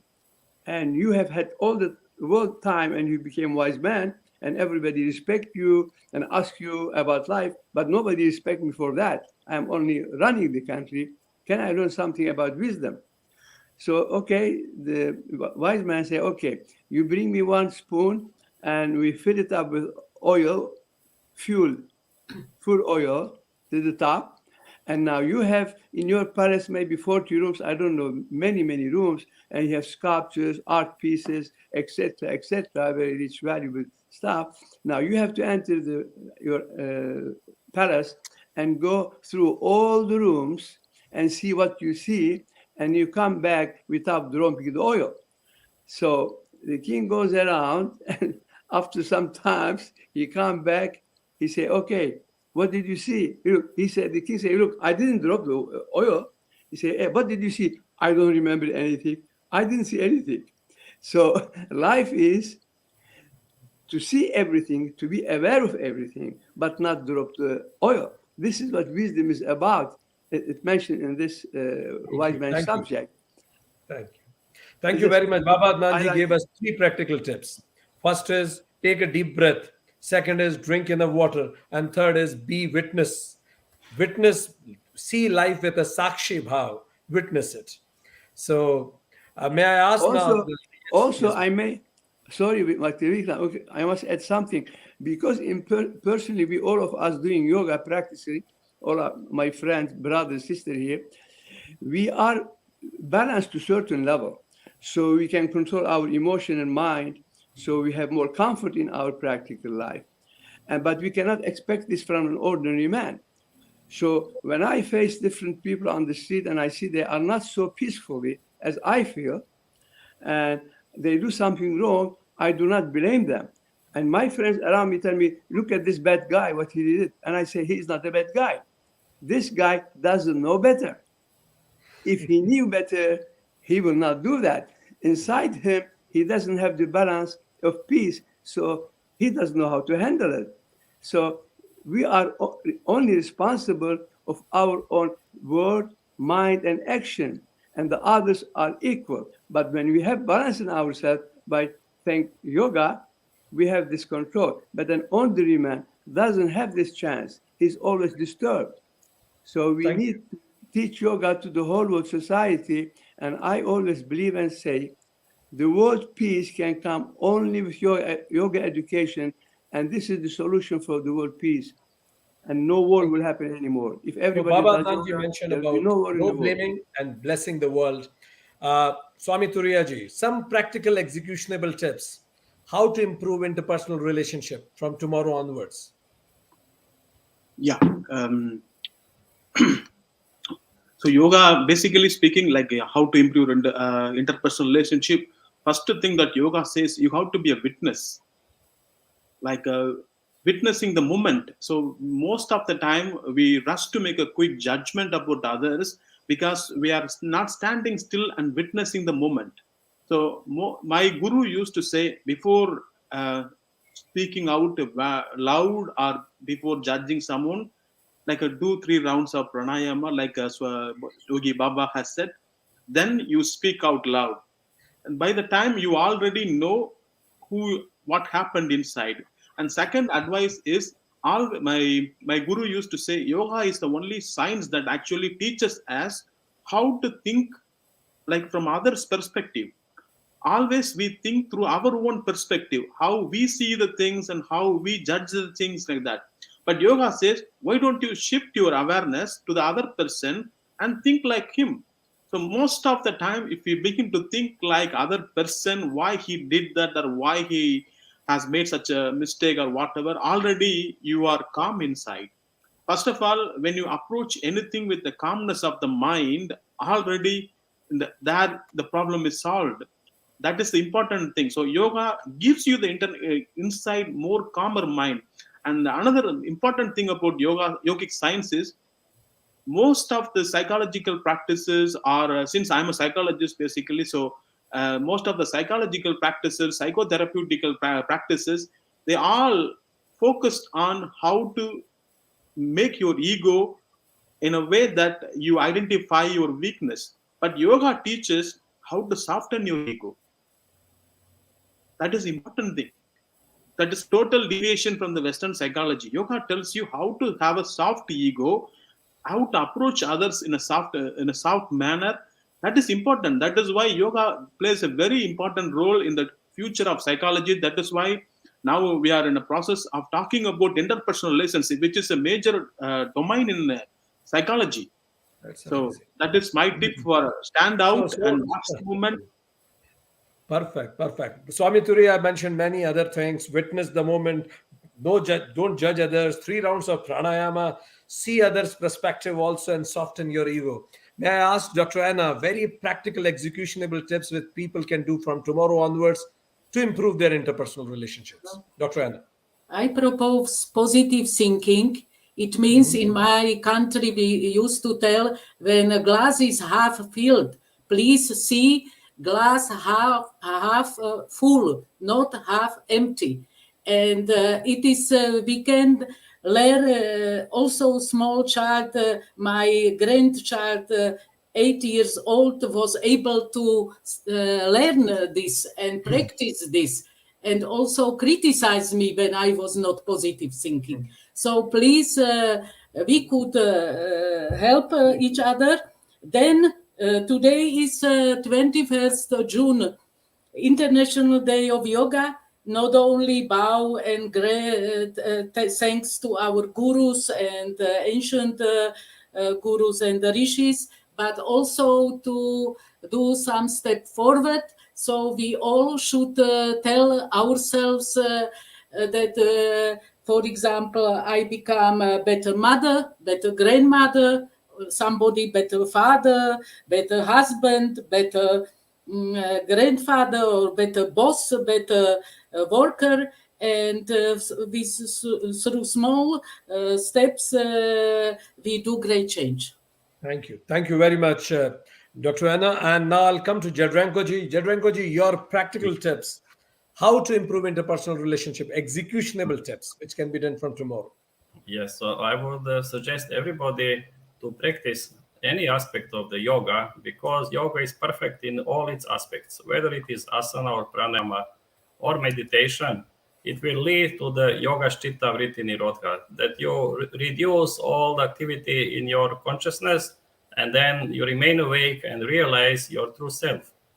And at the same time, the message for the International Yoga Day would be love, live, and forgive. To apply this in life. So that's great. So, dear friends from different parts of the world who will be and are watching us today, we have amazing panel of experts. I wish I could have listened them more, and I know that everybody of you also must be thinking about it.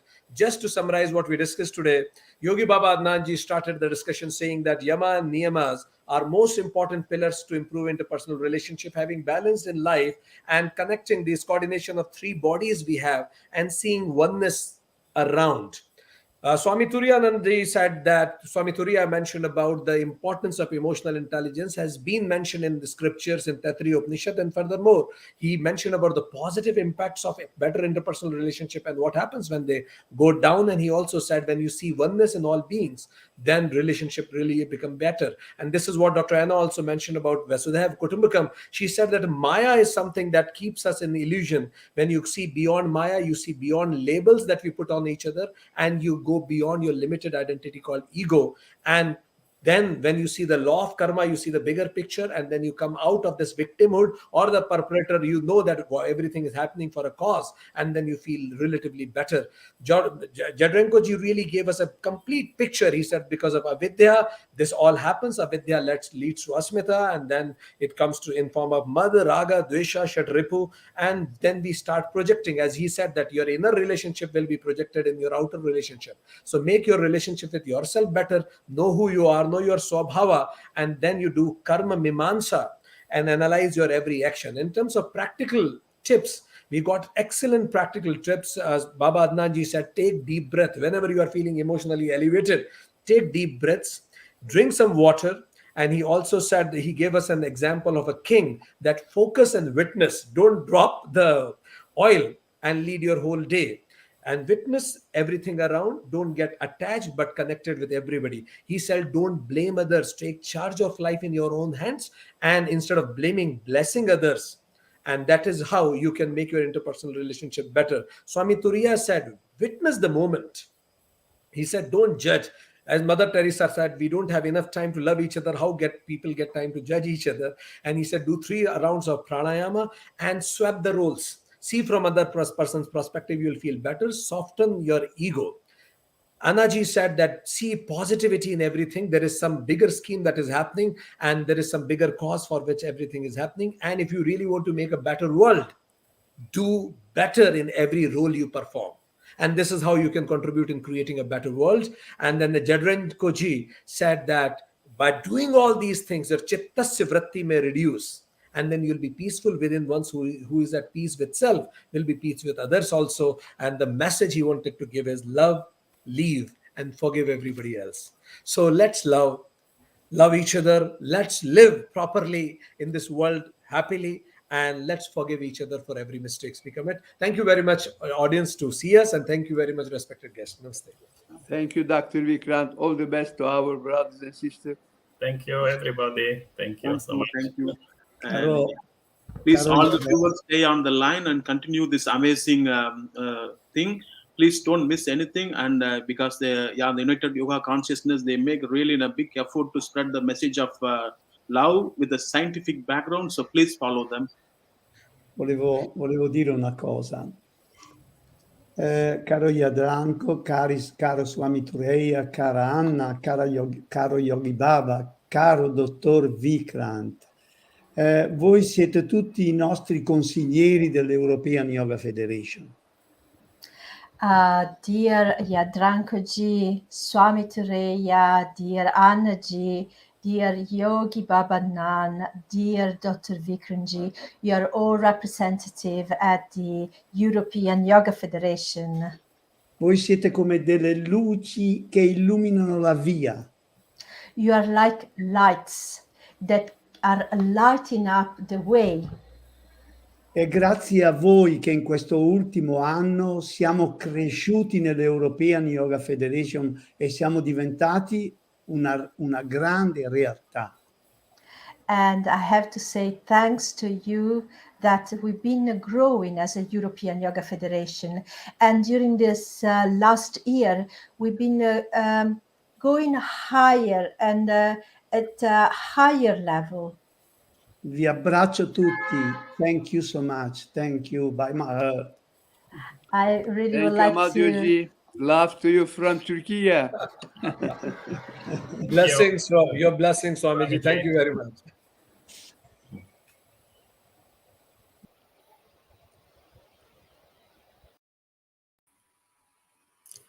Hello, now is the time for a dance, for a beautiful Kataka dance from Rosella Vanelli. She's the expert in yoga and psycho-body technique from India. She lives in Vicenza in Italy, and she's the founder of the Kataka Italia School. At the present, she's a professor of the India Performing Arts and Kataka Dance at Conservatory in Vicenza. She's been described by the international press as an Indian soul in an Italian body. Please enjoy Rosella Vanelli dance. Like an offer to you and the beautiful art, which is our energy and which is our power to a better world. Namaste.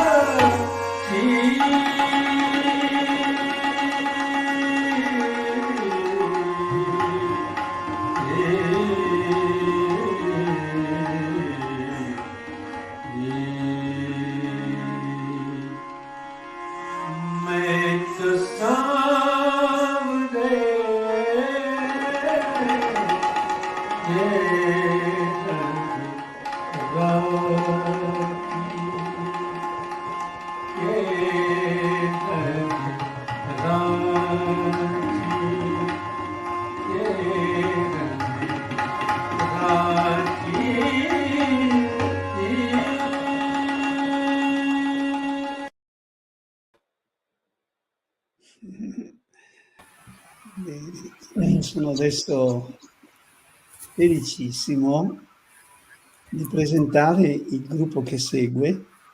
I'm so pleased now to introduce the new group that is following. fino a prima del Covid, ci trovavamo in un grande parco a Cagliari, che è la capitale di un'isola indiana. Before the COVID, we used to meet all together to practice yoga in a big park in Cagliari, that is the capital of Sardinia, in Italy. Eravamo 500 persone per una lezione. We were even 500 people for just one lesson.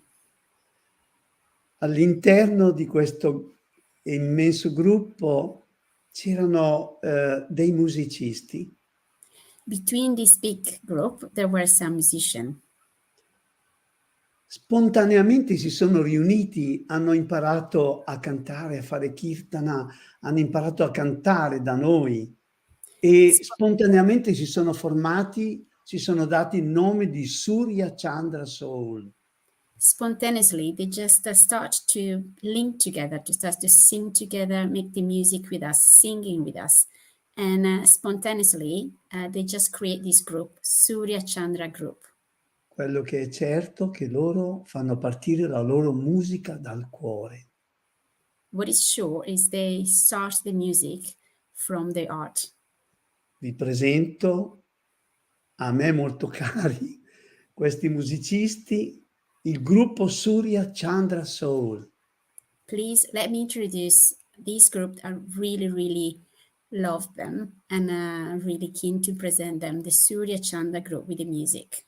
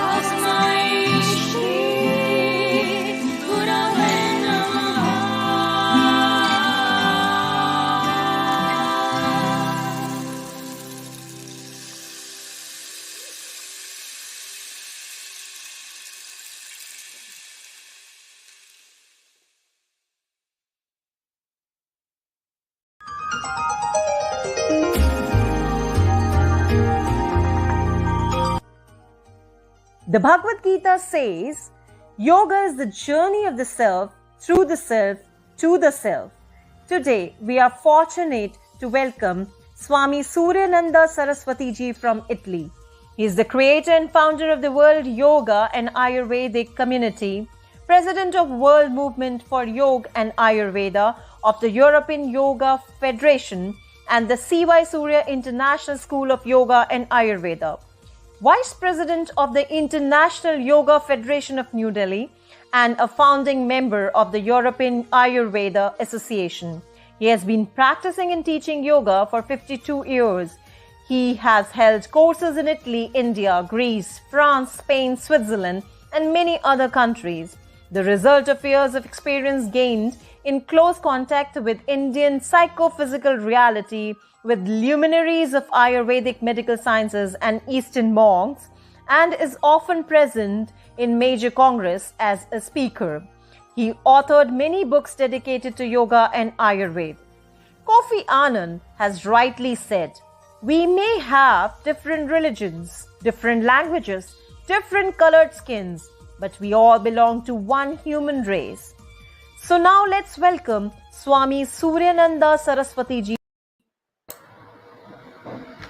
Il nostro tema è di parlare delle tecniche di meditazione, in particolare della meditazione trascendentale. Our theme today is talking about meditation and particularly about transcendental meditation. Perché la chiamiamo meditazione trascendentale? Why do we call it transcendental meditation? Molto semplice, perché è il tentativo di trascendere l'ordinario. Because it's the dative of transcend the ordinary world. L'ordinario è quello che noi sperimentiamo con i nostri sensi. The ordinary is whatever we experience with our senses. Ma la meditazione ci fa scoprire un'altra realtà. But the meditation will allow us to experience another level. Quella che io considero la realtà con la R maiuscola. Is what I do consider as a reality with a capital R. Perché la considero la realtà con la R maiuscola? Why do I consider it as the reality with the capital R? Perché è l'unica condizione permanente. Because it's the only permanent reality. La meditazione ci consente di conoscerla, di toccarla con mano. Because the meditation will allow us to know it and to feel it with our hands. Perché considero questa l'unica realtà permanente? Why do I consider this as the only permanent condition, mentre il resto è tutto impermanente? while all the rest, all the other things are impermanent?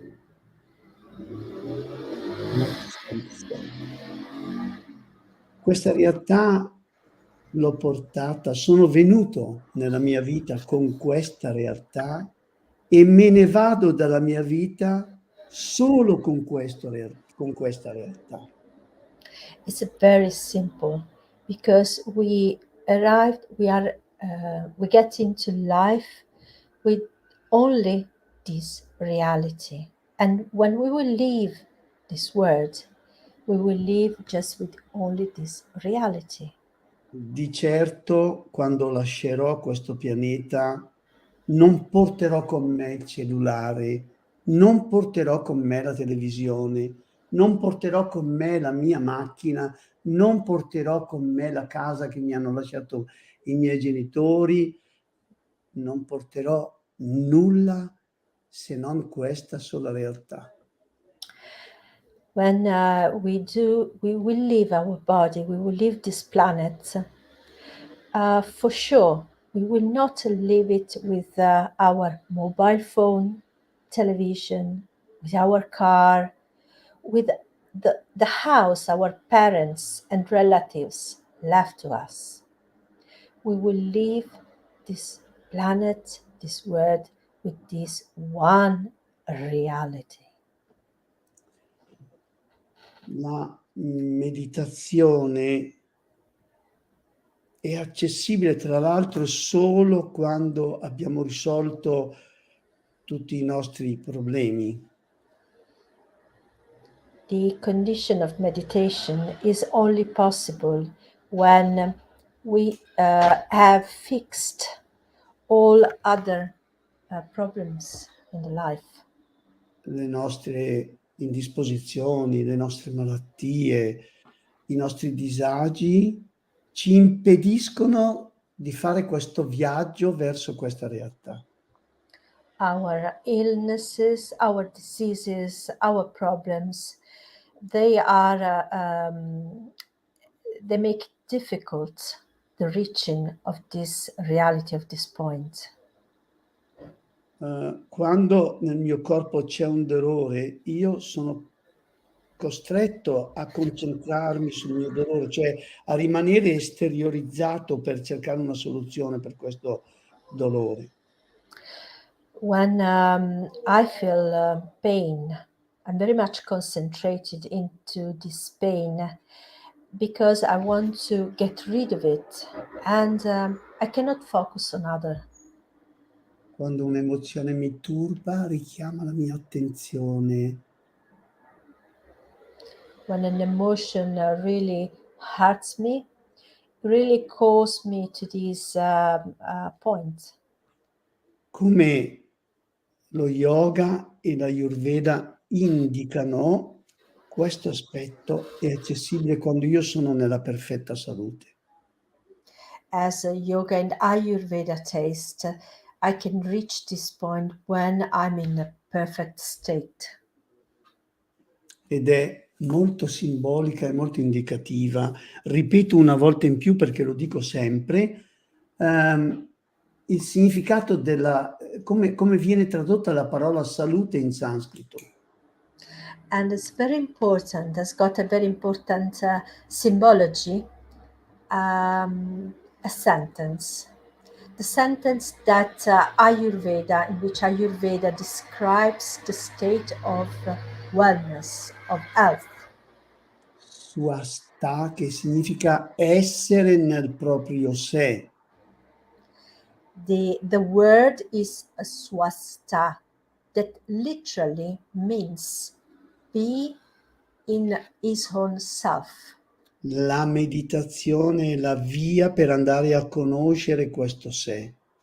Meditation is a way leading us towards the knowledge of this very self. La meditazione è la via per andare a conoscere quella goccia dell'oceano che sta dentro di noi. The meditation is the way, the road that lead us to reach that drop. The drop that is inside ourselves, that is part of the ocean. L'oceano è l'essenza universale, la spiritualità universale. The ocean is the universal essence, the universal spirit. In me c'è soltanto una goccia di questo oceano. Inside me, there is just one drop of this infinite ocean. Ma questa goccia ha la stessa natura dell'oceano. Anche se noi analizzassimo chimicamente una goccia dell'oceano, potremmo conoscere l'oceano. But this very little drop inside has got the same essence of the ocean. If, for instance, we do take a drop of the ocean and we do chemically go and analyze it, we manage to discover the essence of the ocean itself. Quando effettivamente conosco e pratico questa goccia di spiritualità, sono a contatto della spiritualità universale. When I do get in touch with this drop, and spiritually, I get in touch with the total essence of the ocean. Il sé è stato definito dagli antichi con tre qualità. The self has been described by the ancient sages with three qualities. Sat viene indicata come l'unica realtà. Sat, that means, that indicates the only one reality. Chit, che fa riferimento alla coscienza. Chit is referring to the consciousness. E Ananda, che è la sua natura. And Ananda, which indicates its own nature. Dopo che avremo superato i nostri disagi e i nostri klesha, questa via che ci porta verso questa conoscenza sarà aperta. After we've been going through all the difficulties and all our kleshas, we can reach and get in touch with this reality. La via per poter guidare una persona a di fare i primi passi è semplicemente questa. Voglio dare anche un'indicazione un po' pratica. Now I would like to express a practical part, a practical way to reach. La strada verso la meditazione trascendentale inizia con il risveglio della consapevolezza. The way towards that lead us to the transcendental meditation is it goes through the awakening of the self, of the consciousness. Forse sarebbe meglio partire ancora prima e dire che il primo esercizio sarebbe quello di risvegliare lo stato dell'attenzione. Maybe we can go a little bit farther back, doing a back step. So the first step can start out of the awakening of our attention. L'attenzione che ci fa scoprire che noi viviamo troppo identificati nelle cose, nell'esterno. Attention as awareness that, for instance, awareness that we are very much attached to the external world. Quindi bisogna passare in un processo di disidentificazione prima. So we have to go basically through a disidentification process. Poi tutto questo che diviene consapevolezza. With all these, you reach all the consciousness. La via ci porta alla coscienza. And the way leads us to the consciousness.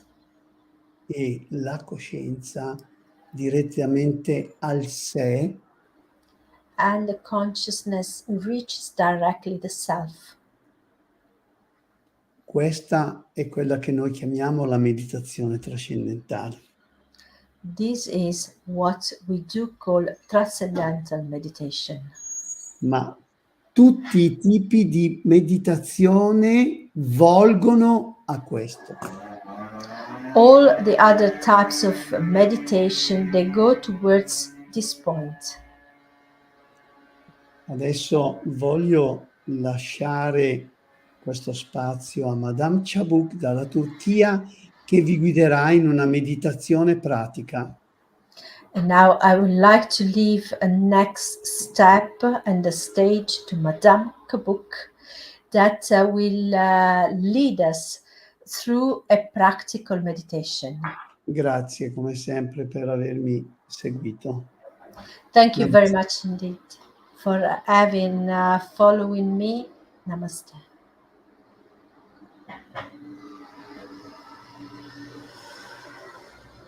Thank you very much, respected Swamiji, for guiding us through the concept of transcendental meditation and inspiring European Yoga Federation and United Consciousness by your deeds, conducts, and thoughts.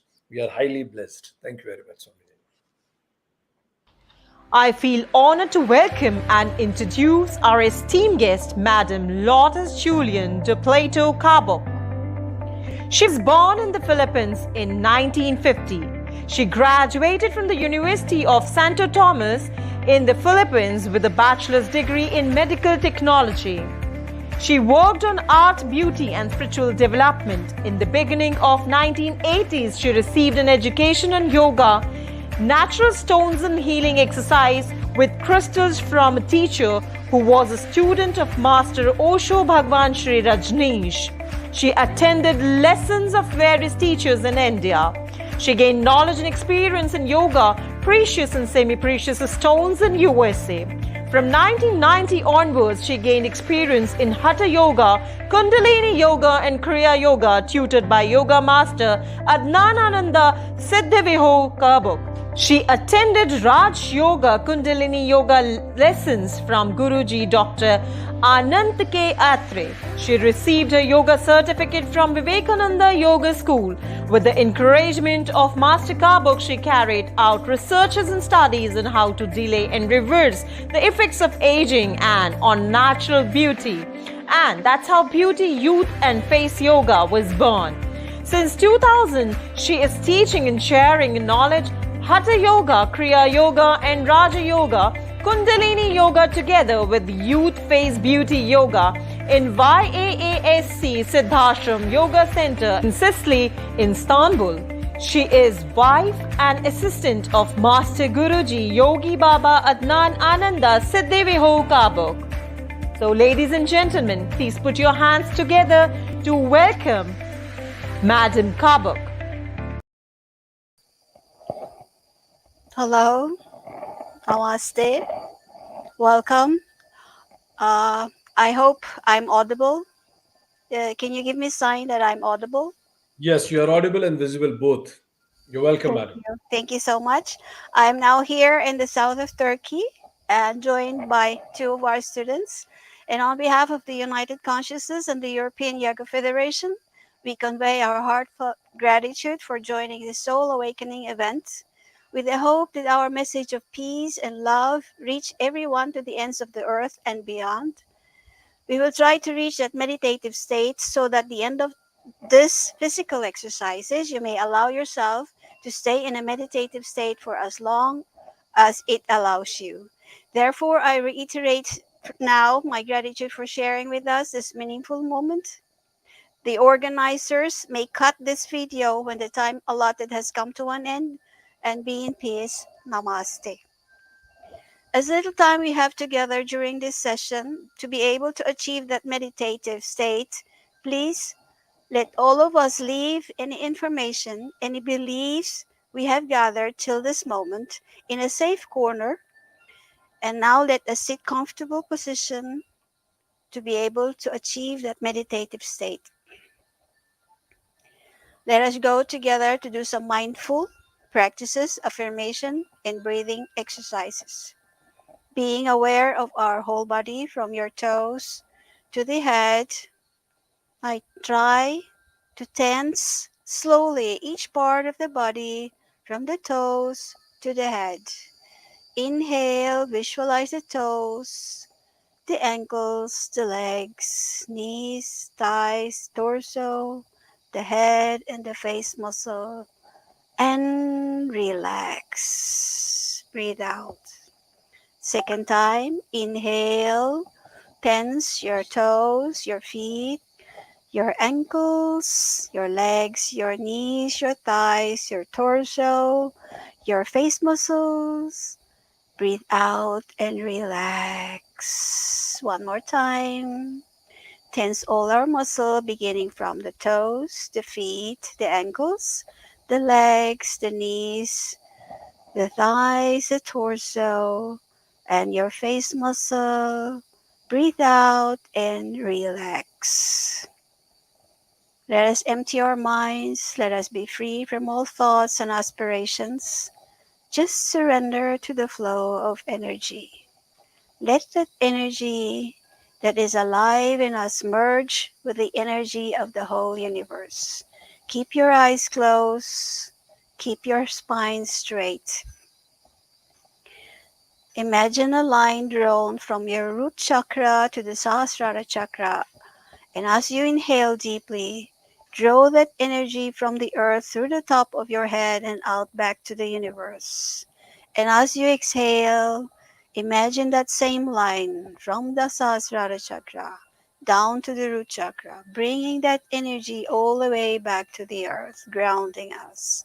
Let us do the inhalation following that line from the earth to the universe, exhaling from the top and down to the root chakra. Let's do it 5 times more. Inhale from root chakra.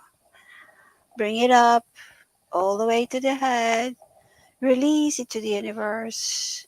Exhale from the top, going down to the root chakra, giving it back to the earth.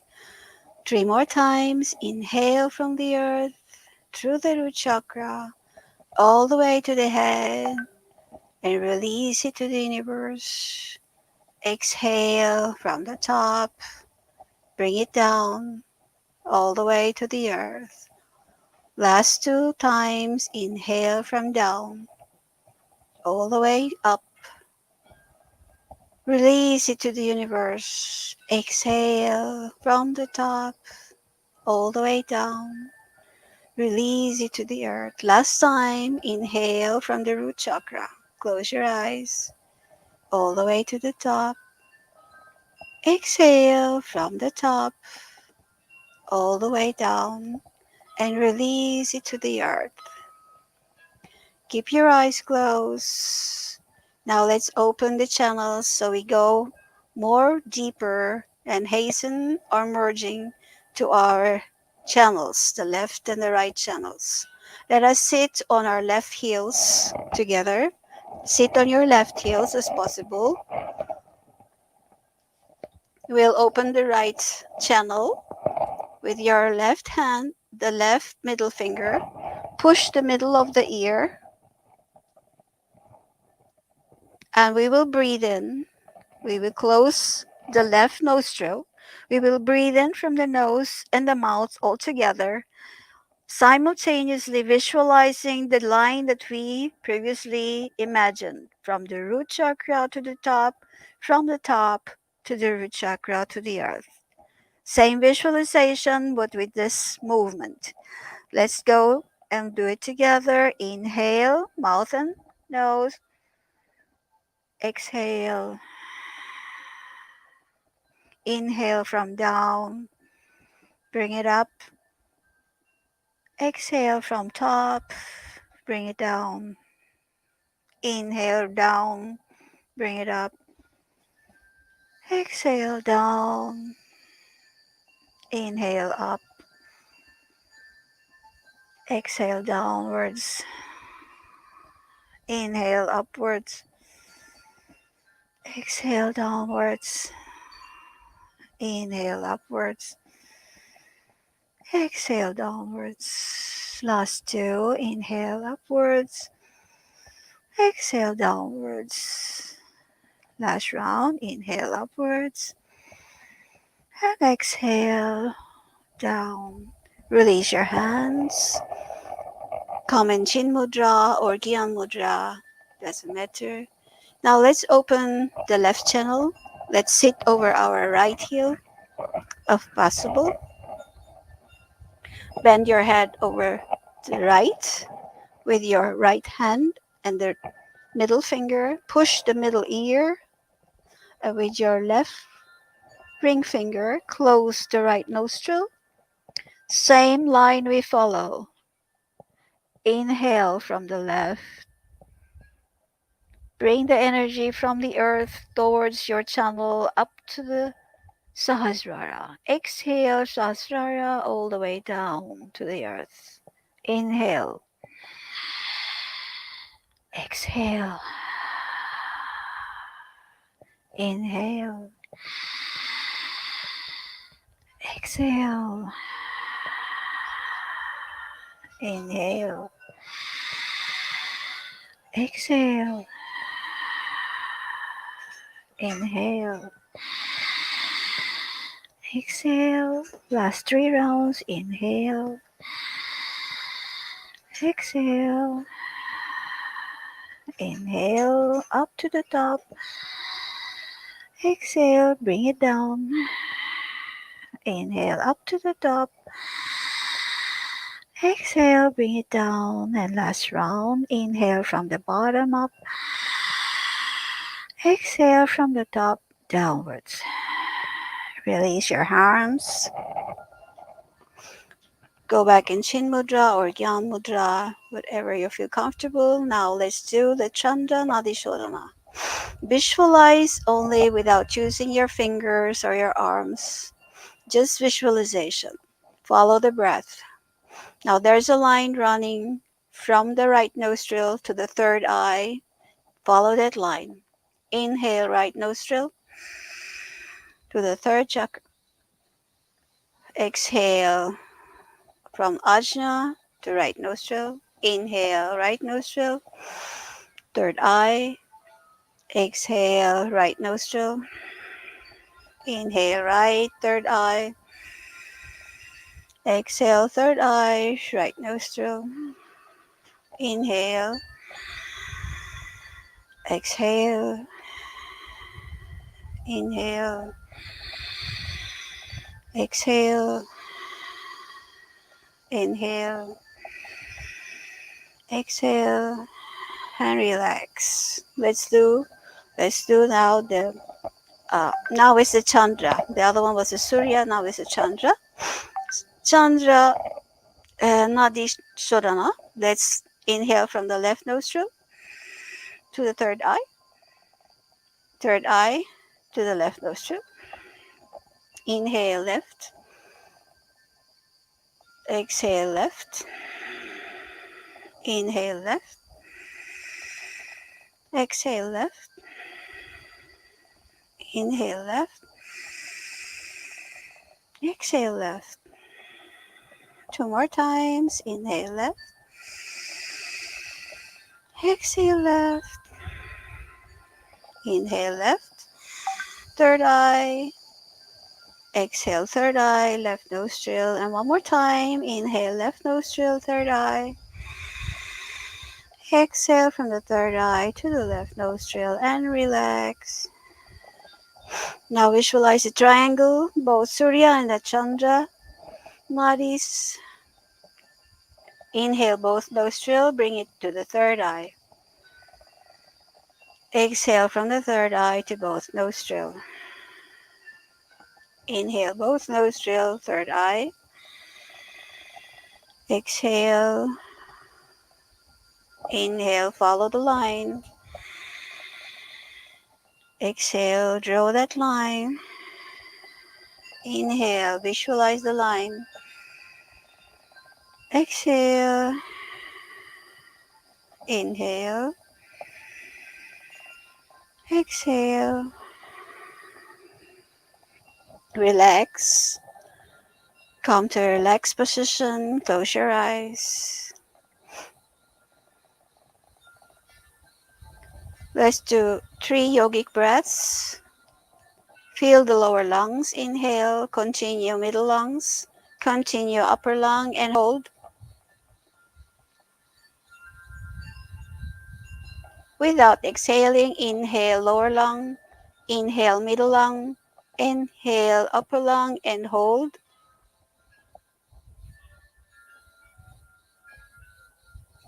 Exhale from the mouth.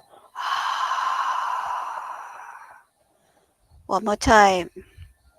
Inhale lower lung, middle lung, upper lung. Hold.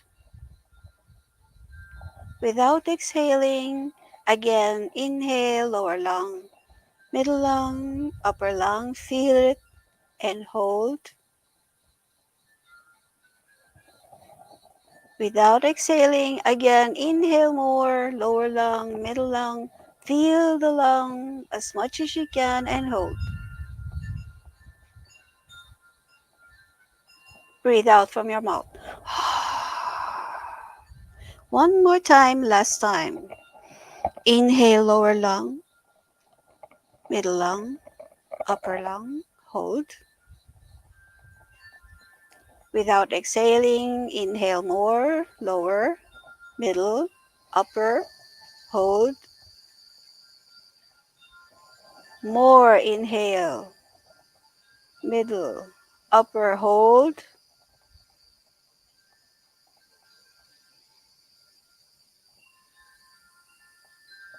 Breathe out from the mouth. Visualize your third eye.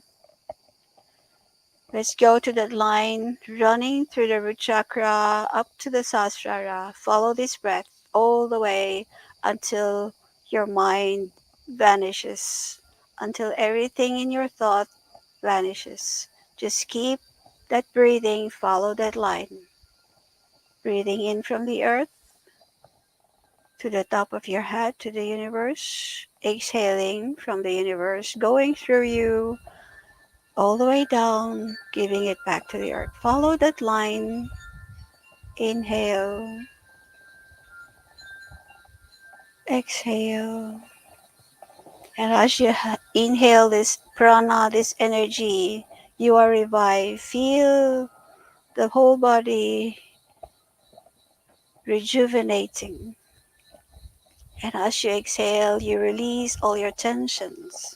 Release all the negativities. Same pattern, just inhale and exhale, following that line and being one with the universe.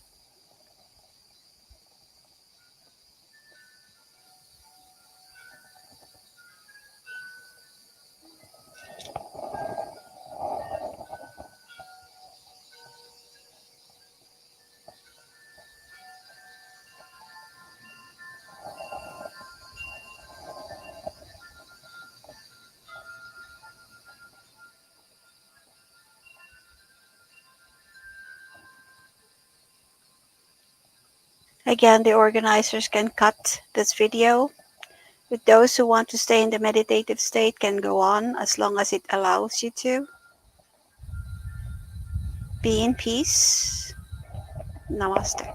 Thank you. Thank you very much, respected Kabak ma'am. It was very touching, and everybody must have felt it in their heart, this meditation that you guided.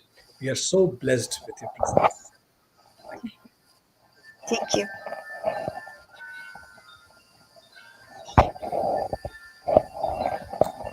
Ci avviamo alla chiusura. We are going towards the closing time. Non è una chiusura. Siamo It's- nell'infinito e niente finisce.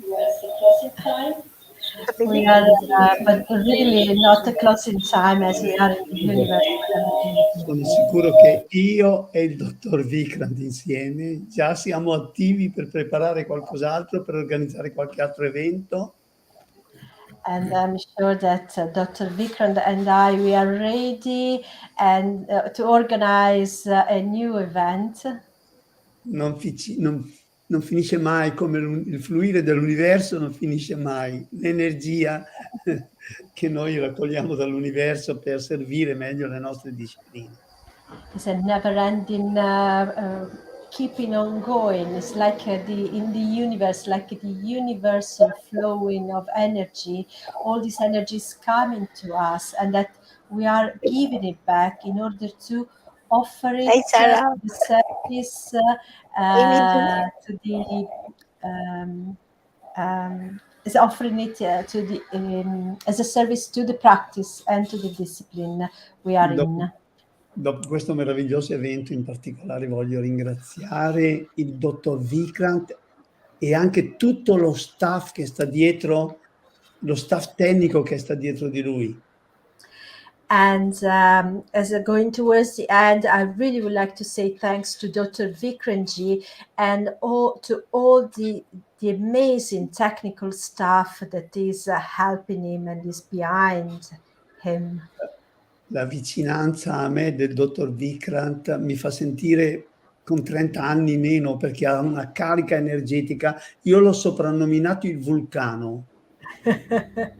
And staying close to Dr. Vikranji, it let me feel like 30 years less.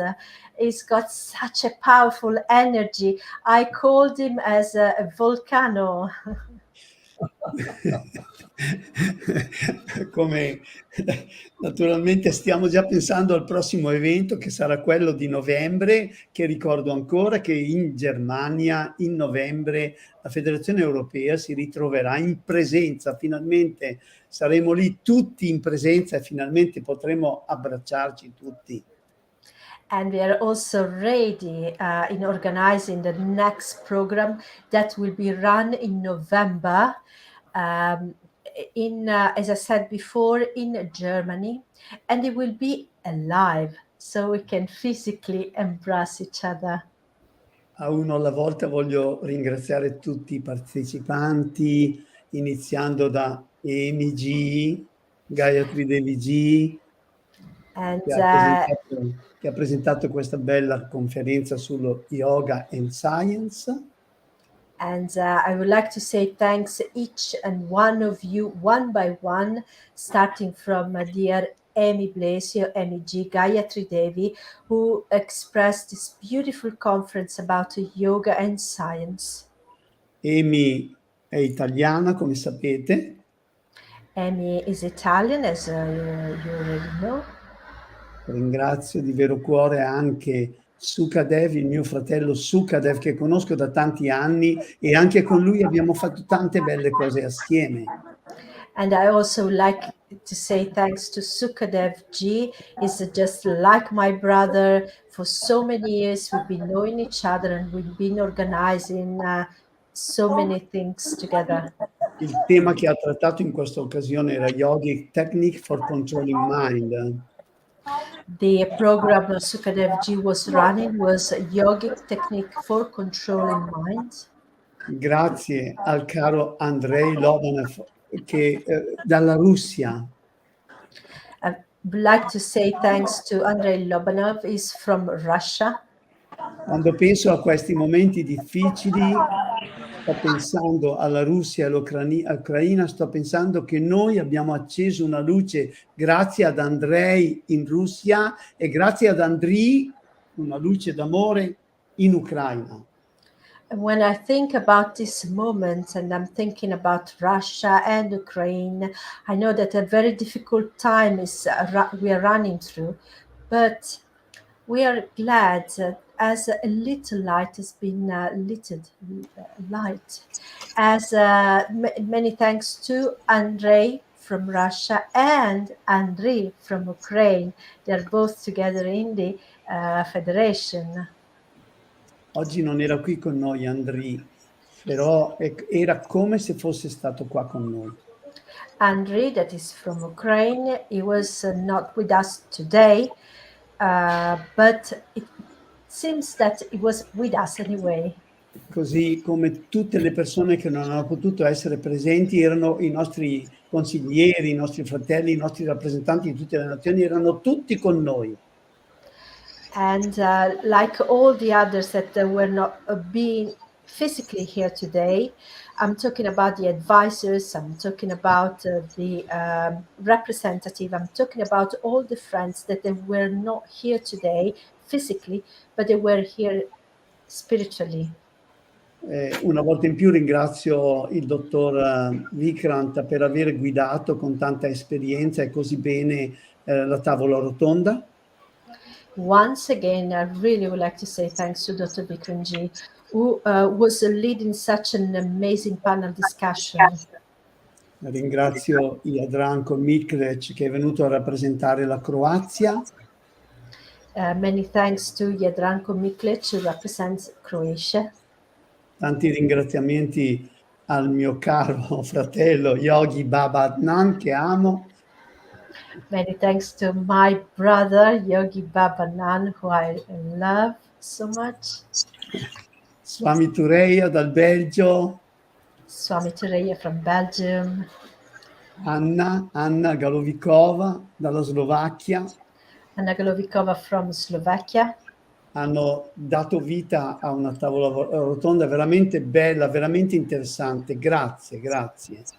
They all gave us such an amazing and beautiful life to an amazing panel discussion. Really, many thanks to you.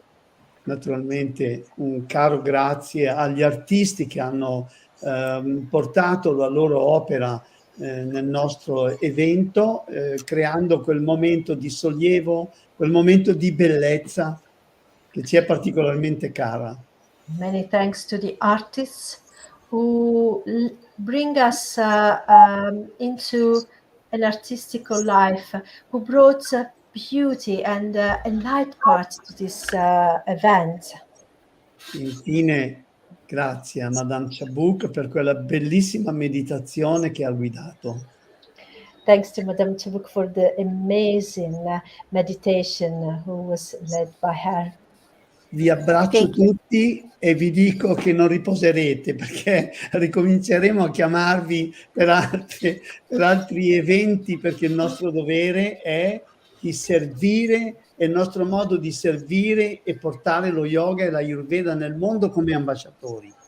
So once again, thanks, and I'm telling you that we are not going to rest. I will call you soon in order to organize something else, in order to serve this amazing discipline, as we are here as ambassadors of this discipline. Come se foste qui con me, io vi abbraccio, anche se virtualmente vi abbraccio tutti, vi voglio bene. Grazie mille. And virtually, even though if you're not here with me physically, but virtually I embrace each and one of you. I love you all. Arrivederci, non è un addio, è un arrivederci, a presto. So see you soon is not sort of a farewell, but is we'll see soon each other. Namaste to all. Thank you so much. Thank you, respected Swamiji. Dear brothers and sisters, I'm sorry I left early. I had to come to the festival to run the place in Istanbul. I'm apologizing, but I am with you again. Love to everybody from Istanbul. Thank you. And on behalf of United Consciousness, we also want to extend our gratitude towards Simran, who has been instrumental for making it all happen. Mohsin, who was the technical support through whom you could see this event happening. Aishwarya, who was responsible for bringing those beautiful pictures to all of us. I would also Yes, like to. I don't hear very well your voice. But You may need to anyway. mute, Babaji. You may need to mute probably. Sorry, I don't hear so well. No I am worries. here. I also would like to thank Danilia, Christine, and the showstopper, Sarah, who managed all this thing happen. So we have angels of United Consciousness and we have angels of European Yoga Federation together making it happen. Needless to add that Amelia ji always became the voice of respected Swamiji. And thank you, Amelia ji, for facilitating everything. All the respected guests and our board members, Swamiji has already thanked them. What can be a better opportunity today to get one-liner message for the world on this International Yoga Day? So I'll request Jadranko ji for a one-liner message to the world on this International Yoga Day. Yes, I thank everyone here for having participated today and yesterday in this celebration of yoga, a discipline that is a great help for every person on the planet. And I believe yoga, precious means that should be spread all over the world, especially in those who have the destiny of each nation in their hands, to enlighten mind and hearts, and lead them to seek peace and not conflicts. Thank you. Thank you very much, Amiji, for your blessings. At Jadranko ji, your Yes. one message. Yes, I would like just that we all understand that we are the children of the universe and that we are brothers and sisters even beyond this planet Earth. Wherever life is, we are all one. And to cherish that and bring peace in the universe and the earth and everywhere.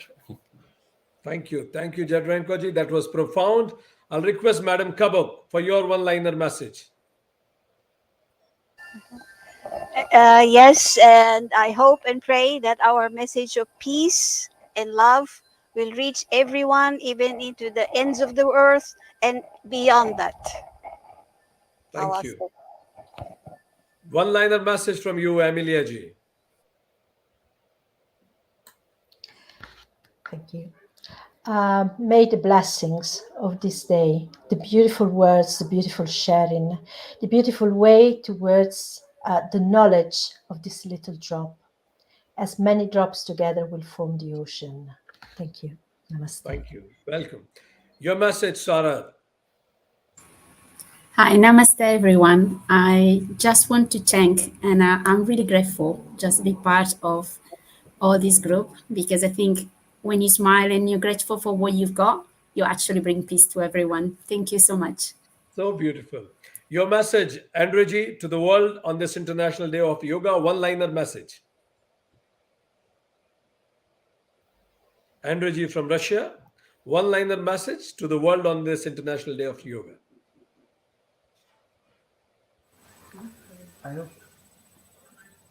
Слышно нас? Can you hear us? Yep. Your one-liner message to the world. У нас какие-то проблемы с техническими, мы не можем We have some подсоединиться. technical problems, Спасибо всем за очень содержательный и интересный день, неделю йоги. Thank you everybody for a very interesting day and a week of yoga, Который еще продолжается. which still continues. Вот. Большая благодарность организаторам, Амадио, Викрант, всем участникам. Мы очень были рады вместе с вами быть. Great gratitude to organizers, Dr. Vikrant and Amadio and everybody who organized this event. Так что всем удачи и благополучия. We were happy to be the part of this event and we wish everybody luck and joy. Новых проектов, успешных проектов. new project, new successful projects. И мы рады участвовать во всех начинаниях. And we are happy to participate in all beginnings. Thank you. Thank you very much. And dear friends, I would like Thank to, you. we have received a message and blessings from the respected Swamiji already. So now I would like to invite all of you for the forthcoming programs. On the 23rd June, we have a program with AYT, Australia and United Consciousness. And then on 25th and 26th of June, again, we will get an opportunity to listen respected Swamiji and many masters from different parts of the world on the subject yoga and life. So I invite all of you to be there with us in the next weekend also, 25th and 26th of June 2022, and looking forward to meet all of you physically in November in our symposium together with the blessings of respected Swamiji. Thank you. Thank you. Thank you. That's it.